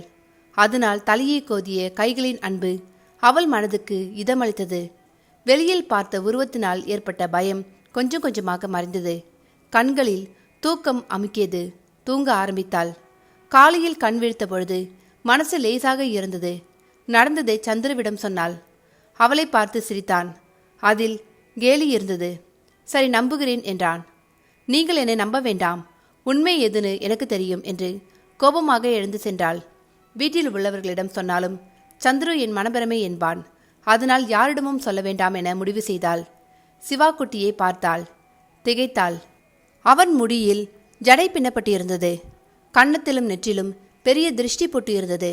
கால்களில் தண்டை மாட்டியிருந்தது. அவன் போட்டிருந்த உடை சற்று வித்தியாசமாக இருந்தது. என்னங்க, உங்க பையனை பாருங்க. காலையிலேயே ஆரம்பிச்சிட்டியா? குழந்தையை சிவகாமி அம்மையாரிடம் காட்டினாள். பெரியவரும் அம்மையாரும் சிவக்குட்டியை பார்த்து மகிழ்ந்தனர். எனக்கு செய்ய முடியாத அலங்காரத்தை என் தாய் இவனுக்கு செய்து அழகு பார்க்கிறார். அவர் குரலில் ஒரு ஏக்கம் தெரிந்தது. நிலைமையை சகஜமாக்க தாத்தா சுந்தராம்பாள் பாட்டிக்கிட்ட சொல்லி உங்களை இது மாதிரி அலங்காரம் செய்ய சொல்வோம் என்றான். எல்லோரும் சிரித்தனர். சிவகாமி அம்மா அதிகமாக சிரித்தார். என்ன பாட்டி, தாத்தாவை கற்பனை பண்ணீங்களா என்று கேட்டான். அம்மையாருக்கு வெட்கம் வந்தது. திடீரென தோட்டக்காரனின் அலறல் கேட்டது. அனைவரும் வேகமாக சென்றனர். அங்கே அவர்கள் கண்ட காட்சி ரத்தத்தை உறைய வைத்தது. பெரிய கருப்பு நாய் ஒன்று தோட்டக்காரரை கடித்து குதறி கொண்டிருந்தது. பார்க்கவே படுபயங்கரமாக இருந்தது. அவரின் கதறல் மனதை வதைத்தது. சந்துருவும் தேவநேசனும் நாயை விரட்ட முற்பட்டனர். இவர்கள் பக்கம் திரும்பி பல்லை காட்டி பயங்கரமாக உரிமியது. இருவரும் பின்வாங்கினர். தோட்டக்காரர் உடலெல்லாம் ரத்தம் வழிந்து கொண்டிருந்தது. என்ன செய்வதென்று தெரியாமல் திகைத்து நின்றனர். சத்தம் கேட்டு அக்கம் பக்கத்தில் உள்ளவர்கள் கூடினர். ஒரு வழியாக நாயை விரட்டினர். முதல் உதவிக்காக மருத்துவமனைக்கு தோட்டக்காரரை அழைத்து சென்றனர். எங்கிருந்து வந்தது நாய்? ஏன் தோட்டக்காரரை கடித்தது என்று பேசிக்கொண்டிருந்தனர். எதேர்ச்சியாக நடந்த சம்பவத்தை குழப்பிக்கொள்ள வேண்டாம் என்று முற்றுப்புள்ளி வைத்தனர். தோட்டக்காரரின் நிலை கவலை அளிக்கவே மருத்துவமனையில் சேர்த்துவிட்டு தேவையான பணத்தையும் கொடுத்து சிறிது நாட்கள் ஓய்வு எடுத்துக்கொண்டு பின் வேலைக்கு வருமாறு கூறிவிட்டு வீடு திரும்பினான் சந்துரு. தோட்டக்காரர் வருவதற்கு சில வாரங்கள் ஆகலாம். அதுவரை வேறு யாரையாவது ஏற்பாடு செய்ய வேண்டும். நம்பிக்கையான ஆள் கிடைப்பது மிகவும் கடினம். முயற்சி செய்து பார்ப்போம் என்றார் சிவநேசன். அருளனின் வளர்ப்பு மகன் காளி வீட்டு வாசலில் வந்து நின்றான். இவன் எதற்காக வந்தான்? அத்தியாயம் 20. காளியிடம் அருளன், எனக்கு அந்த குழந்தை வேண்டும். ஆனால் வீட்டுக்குள்ளே செல்ல முடியாது. அதனால் ஒரு ஏற்பாடு செய்துள்ளேன். அங்கே வேலை செய்து கொண்டிருக்கும் தோட்டக்காரனை என் மந்திர சக்தியால் ஒரு நாயை ஏவி கடிக்க செய்தேன். அவன் இப்பொழுது வேலையில் இல்லை. நீ தோட்டக்காரனாக வேலைக்கு சேர். மனோவசியம் செய்வதற்கான பொருட்களை எல்லாம் கொண்டு வா என்று தன் திட்டத்தை விளக்கினான். காளி வீட்டு வாசலில் வந்து நின்றான். சிவநேசன் அவனை பார்த்து, யாரப்பா நீ, என்ன வேணும் என்று கேட்டார். ஐயா, நான் வெளியூருங்க. விவசாயம் பண்ணிக்கிட்டு இருந்தேன். பஞ்சம் வந்ததால பழப்பு தேடி வந்தேனுங்க. என்ன வேலை கொடுத்தாலும் செய்வேனுங்க என்று முகத்தை பரிதாபமாக வைத்துக்கொண்டு பேசினான். வருகிறேன் என்று உள்ளே சென்று அப்பாவிடம் ஆலோசனை செய்தார். நம்ம தோட்டக்காரன் வர வரைக்கும் வேலை செய்யட்டும் என்றார் அவர். எங்கள் தோட்டக்காரருக்கு உடம்பு சரியில்லை. அவர் திரும்பி வர வரைக்கும் வேலை பாருங்க, அப்புறம் பார்த்துக்கலாம். சரிங்க ஐயா, நம்ம வீட்டில் தங்கிக்கோ, சாப்பிட்டுக்கோ, அது போக சம்பளம் தரும் என்றார் சிவநேசன். நினைச்சு வந்த காரியம் சுலபமாக முடிஞ்சதுன்னு சந்தோஷமாக ஒத்துக்கிட்டான் காளி. தோட்ட வேலை செய்வது போல் நிரஞ்சனாவின் நடவடிக்கைகளை வேவு பார்த்தான். நல்லவன் போல் பேசி நாடகம் ஆடினான். சரியான சந்தர்ப்பத்திற்காக காத்திருந்தான். நிரஞ்சனாவை அவனால் அடிக்கடி பார்க்க முடியவில்லை. அந்தி சாய்ந்த வேளையில் நிரஞ்சனா குளித்து தலையை துவட்டி கொண்டிருந்தாள். தலையை துவட்டியதும் துண்டை கொடியில் உலர்த்தினாள். நிரஞ்சனா உள்ளே சென்றதும் துண்டில் முடி இருந்ததால் அது எடுப்பதற்காக வந்தான். அருகில் சென்று துண்டை ஆராய்ந்தான். மிகவும் அருகில் ஒரு குரல் கேட்டது. என்ன தேடுகிறாய்? திடுக்கிட்டு திரும்பினான் காளி. யாரும் இல்லை. யாரது என்று பயம் கலந்த குரலில் கேட்டான். உன் பக்கத்தில் தான் இருக்கிறேன், தெரியவில்லையா என்றது அந்த குரல். யார் நீ? நான் யாரென்று தெரியாமல் விளையாடுகிறாய். முட்டாள், முதலில் நான் யாரென்று தெரிந்து கொள். யார் நீ? போ, உன் எஜமானன் அருளனிடம் போய் கேள். நான் யார் என்று அவன் சொல்வான். அருளனா? யாரது? முட்டாள், நான் மனிதரல்ல ஏமாறுவதற்கு. மனிதரல்ல என்றால் மந்திரவாதியா? ஆஹாஹா, நான் இறந்து 80 வருடங்கள் ஆகிவிட்டன. நீ அம்பு எய்தவன். அருளன் அவனிடம் சொல். அவனுடைய யமன் வந்துவிட்டான். மரணத்தை விரைவில் சந்திப்பான் என்று சொல். உனக்கு உயிர் பிச்சை வேண்டுமென்றால் ஓடிவிடு. திரும்பி பார்க்காமல் ஓடிவிடு. தலை தெறிக்க ஓடினான் காளி. அருளனிடம் நடந்தவற்றை கூறினான். உங்கள் யமன் வந்துவிட்டான் என்று சொன்னது யாரது? சின்ன குழந்தையா? என் மகனை பார்த்தால் மட்டுமே எனக்கு மரணம். ஆனால் நான் கொன்றுவிட்டேனே. அப்படி இருக்க? யோசனையில் ஆழ்ந்தான். என் கண் முன்னால் தானே ஆற்றில் வீசினார்கள். ஒருவேளை அந்த சூனியக்காரி காப்பாற்றியிருப்பாளோ? நான் அவளை மறுபடியும் சந்தித்த பொழுது அவளிடம் குழந்தை இல்லை. அந்த குழந்தைக்கு 80 வயது. அப்படியானால் யார் அது? எங்கு உள்ளது? அடி ராட்சசி, என்னை ஏமாற்றி என் யமனை வளர்த்திருக்கிறாய். அருளனுக்கு முடிவு கட்ட வந்த யமன் யார்? அத்தியாயம் 21. சூனியக்காரி தன் குழந்தையை தேடி சென்றாள். அருளன் அவளை வழிமறித்து, என் பேச்சை மீறியதால் தான் உனக்கு இந்த தண்டனை என்று எகத்தாளம் செய்தான். பிள்ளையை தொலைத்துவிட்ட துன்பத்தில் இருந்தால் சூனியக்காரி. உன்னோடு சேர்ந்து செய்த பாவத்திற்கான தண்டனை கிடைத்துவிட்டது. இனியும் உன் பாவத்தில் பங்கு கொள்ள மாட்டேன் என்று கூறிவிட்டு கால் போன போக்கில் போனாள். ஊரில் இருந்தால் எப்படியும் உண்மை தெரிந்துவிடும் என்று ஊரை விட்டே ஓடினான் அருளன். சிறிது வருடங்கள் கழித்து திரும்பி வந்தான். சூனியக்காரியை பற்றி விசாரித்தான். பித்து பிடித்தவள் போல் அன்று போனவள் திரும்பி வரவில்லை என்றனர் அவள் கூட்டத்தினர். சிறிது நாட்களுக்கு பின் சூனியக்காரியை சந்தித்தான். அவள் முற்றிலும் மாறியிருந்தாள். தன் பெயரை அன்புக்கரசி என்று மாற்றியிருந்தாள். சிவத்தொண்டு புரியும் மருது என்பவரை திருமணம் செய்து கொண்டு ஒரு ஆண் குழந்தைக்கு தாயாகி இருந்தாள். அன்புக்கரசி என்று பெயர் வைத்துக் கொண்டால் உன் பழைய வாழ்க்கை தெரியாமல் போகுமா? உன் கணவரிடம் சொல்லி நிம்மதியை குலைக்கிறேன் பார் என்றான். எல்லாம் என் கணவருக்கு தெரியும். இப்பொழுது நாங்கள் இருவரும் சிவனுக்கு தொண்டு செய்வதே எங்கள் வாழ்வின் லட்சியம். எது நடந்தாலும் அவன் செயல் என ஏற்றுக்கொள்வோம் என்று மனதில் பக்குவப்பட்டவராக பேசினார் அன்புக்கரசி. உனக்கு அவ்வளோ ஆணவமா? உன் சந்தோஷத்தை இல்லாமல் செய்கிறேன் பார் என்று சூளுரைத்து சென்றான். நடந்தவற்றை தன் கணவரிடம் கூறினாள். இறைவன் சித்தம் எதுவோ அப்படியே நடக்கும், எல்லாம் அவன் செயல் என்று ஆண்டவனை நம்பினார். அருளன் ஒரு நாள் அன்புக்கரசியிடம் சென்று, உன் குழந்தையை என்னிடம் கொடு, எனக்கு ஒரு வாரிசு வேண்டும் என்றான். பாவி, ஏற்கனவே ஒரு குழந்தையை இழந்துவிட்டேன், மீண்டும் குழந்தையை கேட்கிறாய், இது உன் குழந்தையல்ல என மறுத்தார். குழந்தையை தர மறுத்தால் உன்னையும் உன் கணவனையும் கொன்றுவிடுவேன் என்று மிரட்டினான். சண்டாள பாவி, என்ன தைரியம் இருந்தால் இப்படி பேசுவாய் என்று மருது அவன் மீது பாய்ந்தான். இயற்கையில் முரட்டுக்குணம் படைத்த அருளன் லாவகமாக மருதை தள்ளிவிட்டான். ஆக்ரோஷமாக வந்த அன்புக்கரசியை கழுத்தில் நிறுத்து கொலை செய்தான். உயிருக்கு போராடி கொண்டிருந்த அன்புக்கரசி அவனை பார்த்து, ஈசன் உன்னை பார்த்து கொண்டிருக்கிறார், உனக்கு தக்க தண்டனை கிடைக்கும் என்றார். இதை பார்த்த மருது அவனோடு போராடினான். ஆனால் மிகவும் சுலபமாக மருதுவையும் கொன்றான். தொட்டிலில் தூங்கிக் கொண்டிருந்த குழந்தையை தூக்கி, இவனை நான் சூனியக்காரனாக்குவேன், அனாதியாக என் காலடியில் சுற்றும் நாயைப் போல வளர்ப்பேன் என்றான். அவன் விதி அதுதான் என்றால் யாராலையும் மாற்ற முடியாது.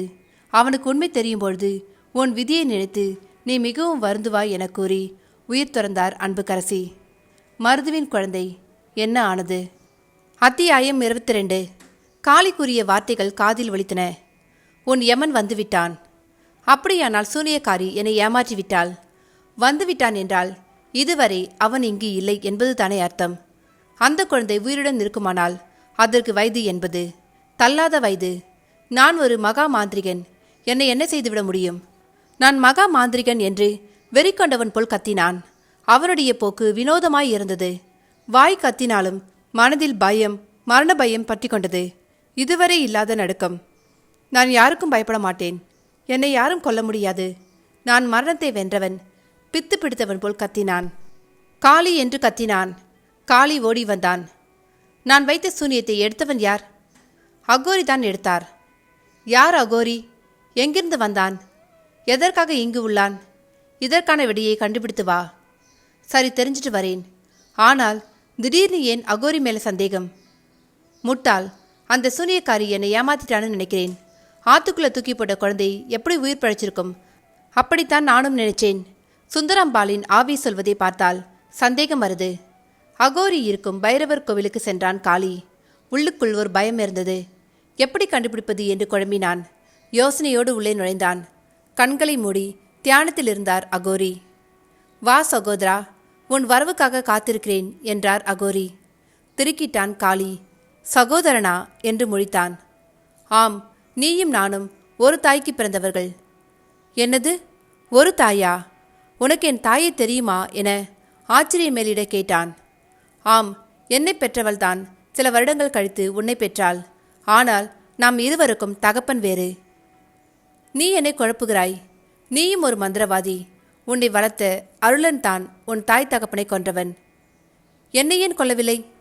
அவனுக்கு வாரிசு கிடையாது, தனக்கு ஆதரவு வேண்டும், தனக்கு வேலை செய்ய ஆள் வேண்டும் என்பதற்காக உன்னை கொல்லவில்லை. அதற்கு என் தாய் தகப்பனை கொல்ல வேண்டிய அவசியம் என்ன? நம் தாய் சூனியக்காரி. அருளனோடு சேர்ந்து பாவங்கள் பல செய்தாள். அதனால் ஏற்பட்ட சாபம்தான் உன்னையும் என்னையும் பிரிந்து தாயன்பு அறியாமல் செய்தது. அப்படியானால் நீங்கள் ஆற்றில் வீசி எறியப்பட்ட குழந்தையா? ஆம், அதை அறிந்து கொள்ளத்தானே நீ இங்கு வந்தாய். நான் எதற்கு வந்தேன் என்று உங்களுக்கு தெரியுமா? என் அப்பன் என்னிடம் சொன்னார். உன் அப்பன் யார்? என் அப்பன் யார் என்று வெகுளியாக கேட்டான். அகில உலகத்தையும் கட்டி காக்கும் ஈசன் தான் நம் அனைவருக்கும் அப்பன். ஆற்றில் வீழ்ந்த பின் எப்படி உயிர் பிழைத்தீர்கள்? பிறவி பயன் முடியாமல் யாரும் இறக்க முடியாது. உங்கள் பிறவியின் பயன் என்ன? மனித பிறவியின் பயன் முடியாது. நாம் நினைத்தாலும் மரணம் நம்மை அண்டாது என கருவிலேயே அழிப்பதற்கு முயற்சி செய்தான் அருளன். அவன் முயற்சி காணல் நீரானது. பின் ஆற்று நீரில் தூக்கி எறிந்தார்கள். அப்படியும் என் விதி முடியவில்லை என கதையை சொல்லத் தொடங்கினார். ஆற்றில் குழந்தையை தூக்கி எறிந்தவுடன் குழந்தை ஆற்று நீரில் மூழ்கத் தொடங்கியது. திடீரென ஆற்றில் ஒரு நாய் தாவியது. குழந்தையை வாயில் கவ்வியபடி ஓடியது. ஆற்றங்கரையில் அகோரி ஒருவர் கண்மூடி தியானத்தில் இருந்தார். குழந்தையை அவர் காலடியில் வைத்தது. அகோரியை வணங்கியது. வா பைரவா, உனக்கு கொடுத்த கடமையை சரியாக செய்தாய். குழந்தையை கைகளில் தூக்கினார். அவரை பார்த்து ரோஜா பூவை போல சிரித்தது. பிறந்தவுடன் உன் தாயை பிரிந்தாய். உன் தகப்பனின் மரணமே உன் பிறவி பயன். உன் தகப்பனுக்கு நீதான் காலன். உன்னை ஆற்று நீரிலிருந்து காப்பாற்றினவர் பைரவர். அதனால் உனக்கு கால பைரவன் என்று பெயர் சுட்டுகிறேன். சூனியக்காரி அழுது கொண்டு அகோரியின் காலில் விழுந்தாள். சாமி, இவன் என் குழந்தை. பிறந்தவுடன் என்னோட கூட்டத்தை சேர்ந்தவங்க ஆற்றுல தூக்கி எறிஞ்சிட்டாங்க. நான் பாவி, நிறைய பாவம் செய்திருக்கேன். செஞ்ச பாவத்துக்கு தண்டனையை எனக்கு கொடுங்க சாமி. என் குழந்தைய என்கிட்ட கொடுங்க சாமி என்று காலில் விழுந்து கதறி அழுதாள். உன் விதி பயன் அம்மா இது. நீ உன் குழந்தையை பிரிய வேண்டும் என்பது இறைவன் விதித்த விதி. இவன் என்னிடம் தான் வளர வேண்டும் என்பது இறைவன் கட்டளை. இவன் உன்னிடம் இருந்தால் உயிருக்கு ஆபத்து ஏற்படும். அகோரியாகி அற்புதங்கள் நிகழ்த்துவான். இவனை பெற்றதினால் உன் பாவம் மன்னிக்கப்பட்டது. இனிமேலும் பாவம் செய்யாமல் இறைவன் தொண்டு செய்து வா. உனக்கு குடும்ப வாழ்க்கை அமையும். சிவபதம் அடைவாய். என் ஆசிர்வாதம் என ஆசிர்வாதம் செய்தார். அன்புக்கரசி என்ற பெயருடன் இனி இறை தொண்டு செய்து உன் பாவத்தை போக்கிக்கொள் என்றார்.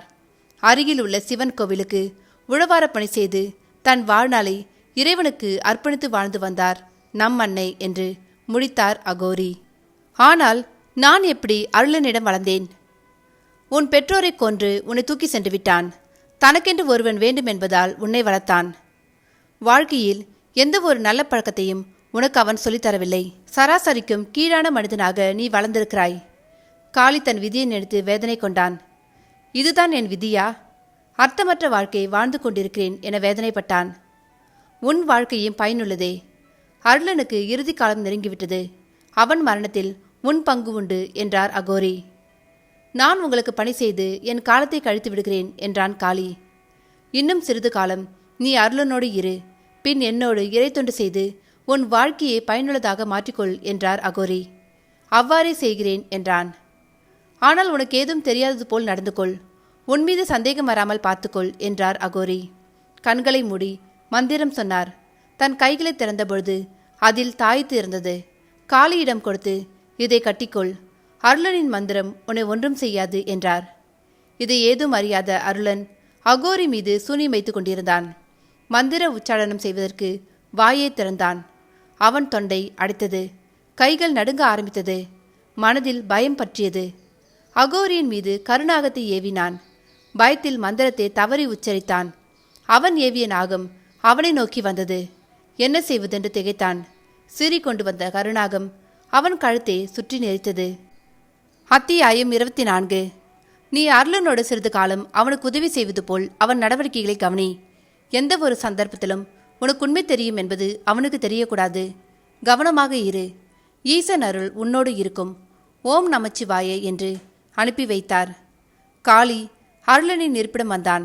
அவன் கண்ட காட்சி மனதில் சந்தோஷத்தை உண்டு பண்ணியது. கருநாகம் ஒன்று அருளனின் கழுத்தை இறுக்கிக் கொண்டிருந்தது. அப்படியே அவன் சாகட்டும் என்று நினைத்தான். ஆனால் அவன் சாவு அகோரியின் கையில் உள்ளது. மேலும் அகோரியின் வார்த்தைகள் நினைவுக்கு வந்தன. ஐயோ, இதென்ன? கருநாகம் உங்கள் கழுத்தை நெரிப்பதா என்று பதறுவது போல் நடித்தான் காளி.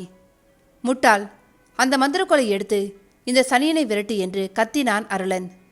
காளி மந்திரக்கோலை எடுத்ததும் நாகம் காளியை பார்த்து சிறியது. ஆனால் அவனை பார்த்ததும் கோபம் தணிந்து அடங்கியது. இதனை பார்த்த அருளன், உனக்கு மூளை உள்ளது. சரியான நேரத்தில் வந்தாய். இல்லை என்றால் என்று தன் கழுத்தை தடவி பார்த்தான். உங்களை இந்த பூச்சி என்ன செய்துவிட முடியும்? நீங்கள் மரணத்தை வென்றவராயிற்றே என்று நக்கலாக கூறினான் காளி. அடே முட்டாளே, எனக்கு மரணம் ஏற்படுத்தாது, ஆனால் மரண வேதனையை தரும். அகோரியை பற்றி தெரிந்து கொண்டாயா? அவன் சக்தி உள்ளவனா? அவர் சாதாரண சாமிதான். எந்த சக்தியும் இல்லை. சூனியத்தை எடுத்தது இந்த சாமி இல்லை, வடநாட்டு சாமியாம். அவர் போயிட்டாராம். இந்த சாமியை பார்த்து பயப்பட வேண்டாம் என்று நம்பும்படியாக கூறினான். முட்டாள் அருளனும் அவன் வார்த்தைகளை நம்பினான். இன்று இரவு சுடுகாட்டு பூஜை உள்ளது. அதற்கு தேவையானவற்றை ஏற்பாடு செய் என்றான் அருளன். யாருக்கு? என்ன பூஜை என்று கேட்டான் காளி. உன்னிடம் உத்தரவு வாங்கித்தான் நான் பூஜை செய்ய வேண்டுமா? முட்டாள், எதிர்கேள்வி கேட்காமல் சொன்னதே செய் என்றான் அருளன். இன்று யார் குடியை கெடுக்கப் போகிறானோ என்று மனதில் நினைத்து கொண்டான். பொன்னம்பலம் வீட்டில் பூஜை செய்துவிட்டு வந்தார்.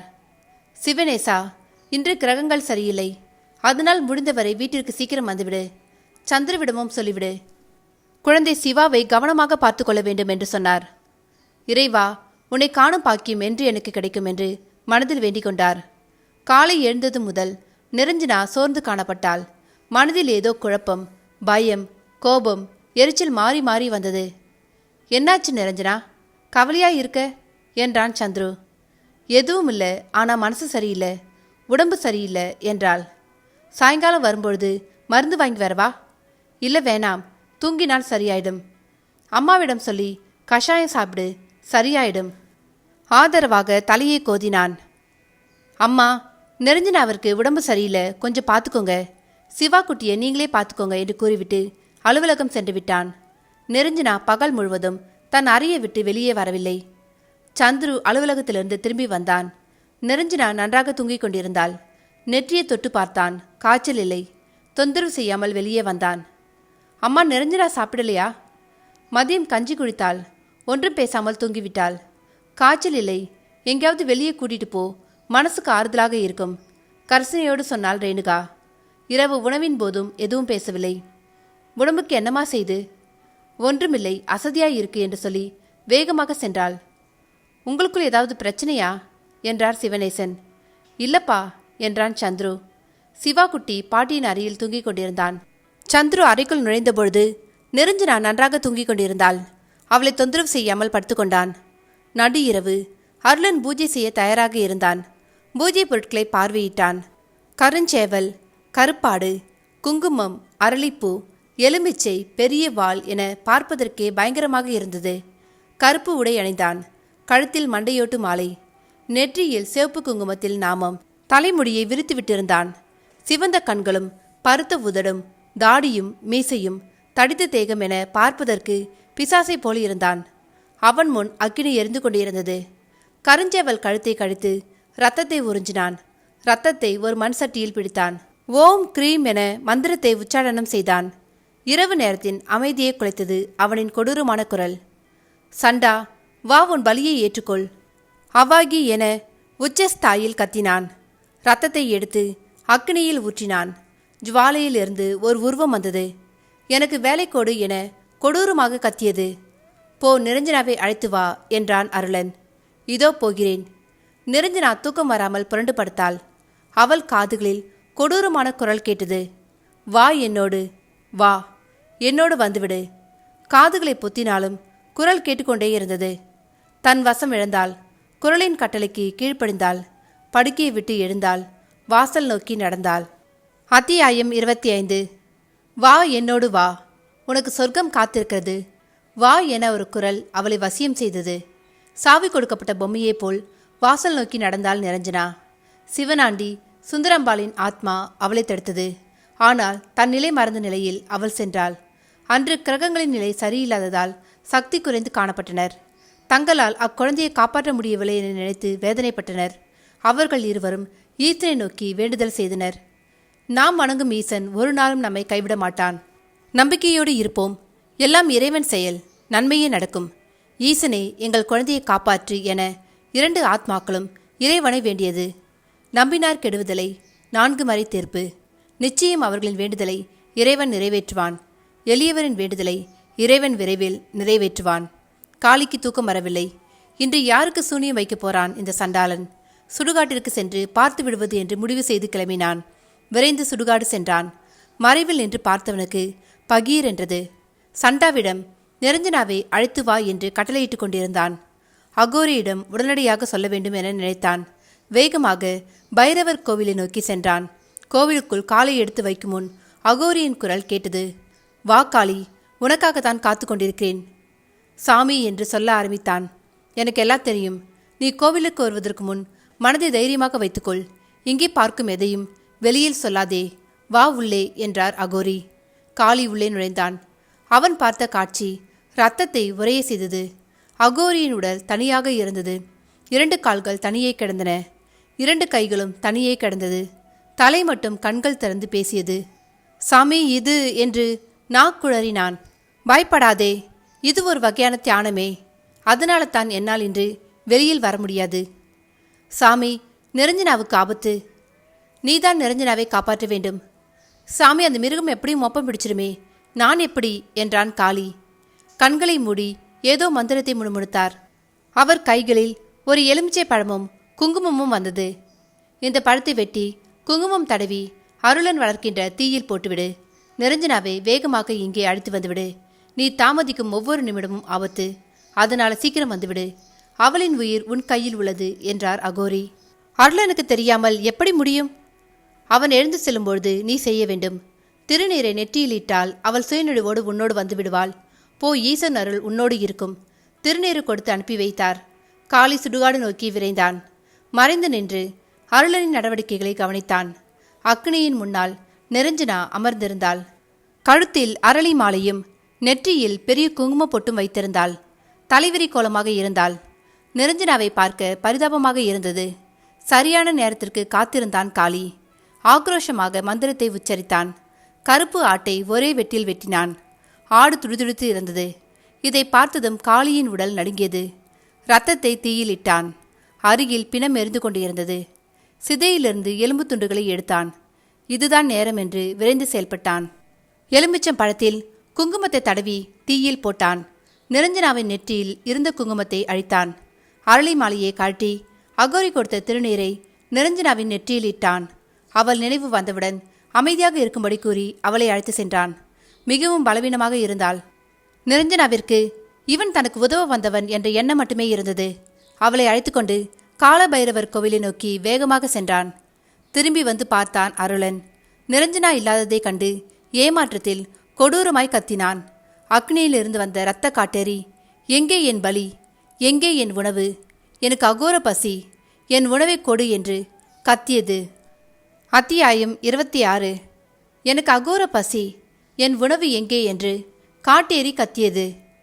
காட்டேரி, உன் உணவு தப்பித்து விட்டது, போ, உன் உணவை எடுத்துக்கோ என்று வெறியேற்றினான் அருளன். வெறி கொண்ட காட்டேரி நிரஞ்சனா சென்ற திசை நோக்கி ஓடியது. நிரஞ்சனாவை அழைத்துக்கொண்டு காலபைரவர் கோவிலை நோக்கி வேகமாக சென்றான் காளி. அகோரி கொடுத்த எலுமிச்சியை பின்னோக்கி வீசினான். உள்ளுக்குள் ஒரு உதறல். காட்டேரி துரத்தினால் என்ன செய்வது என்று சிந்தித்துக்கொண்டே நிரஞ்சனாவையும் கையில் பிடித்துக்கொண்டு ஓடினான். தூரத்தில் காட்டேரியின் கொடூரமான ஓலம் கேட்டது. அம்மா நிரஞ்சனா, எக்காரணத்தை கொண்டும் பின்னால் திரும்பி பார்க்காதே என்று சொன்னாலும் காளிக்கு காட்டேரியின் சத்தம் பயத்தை உண்டு பண்ணியது. அவன் எரிந்த பழம் சிறிது நேரம் மட்டுமே தாமதப்படுத்தும். ஆனால் அதன் வேகத்திற்கு ஈடு கொடுக்க வேண்டும் என்று பயந்தான். காலபைரவர் கோவில் கண்ணுக்கு தெரியும் தூரத்தில் இருந்தது. வா அம்மா, இன்னும் சிறிது தூரம்தான் உள்ளது, வேகமாக வா என்றான் காளி. ஐயா, என்னை எங்கு அழைத்து செல்கிறீர்கள்? எனக்கு மிகவும் சோர்வாக இருக்கிறது, ஒரு அடி கூட எடுத்து வைக்க முடியவில்லை என்று நின்றுவிட்டாள் நிரஞ்சனா. பதறிய காளி, அம்மா நிற்காதே, தாமதிக்கும் ஒவ்வொரு நிமிடமும் உன் உயிருக்கு ஆபத்து. காலபைரவர் கோவிலை அடைந்துவிட்டால் அகோரி உன்னை காப்பாற்றுவார்.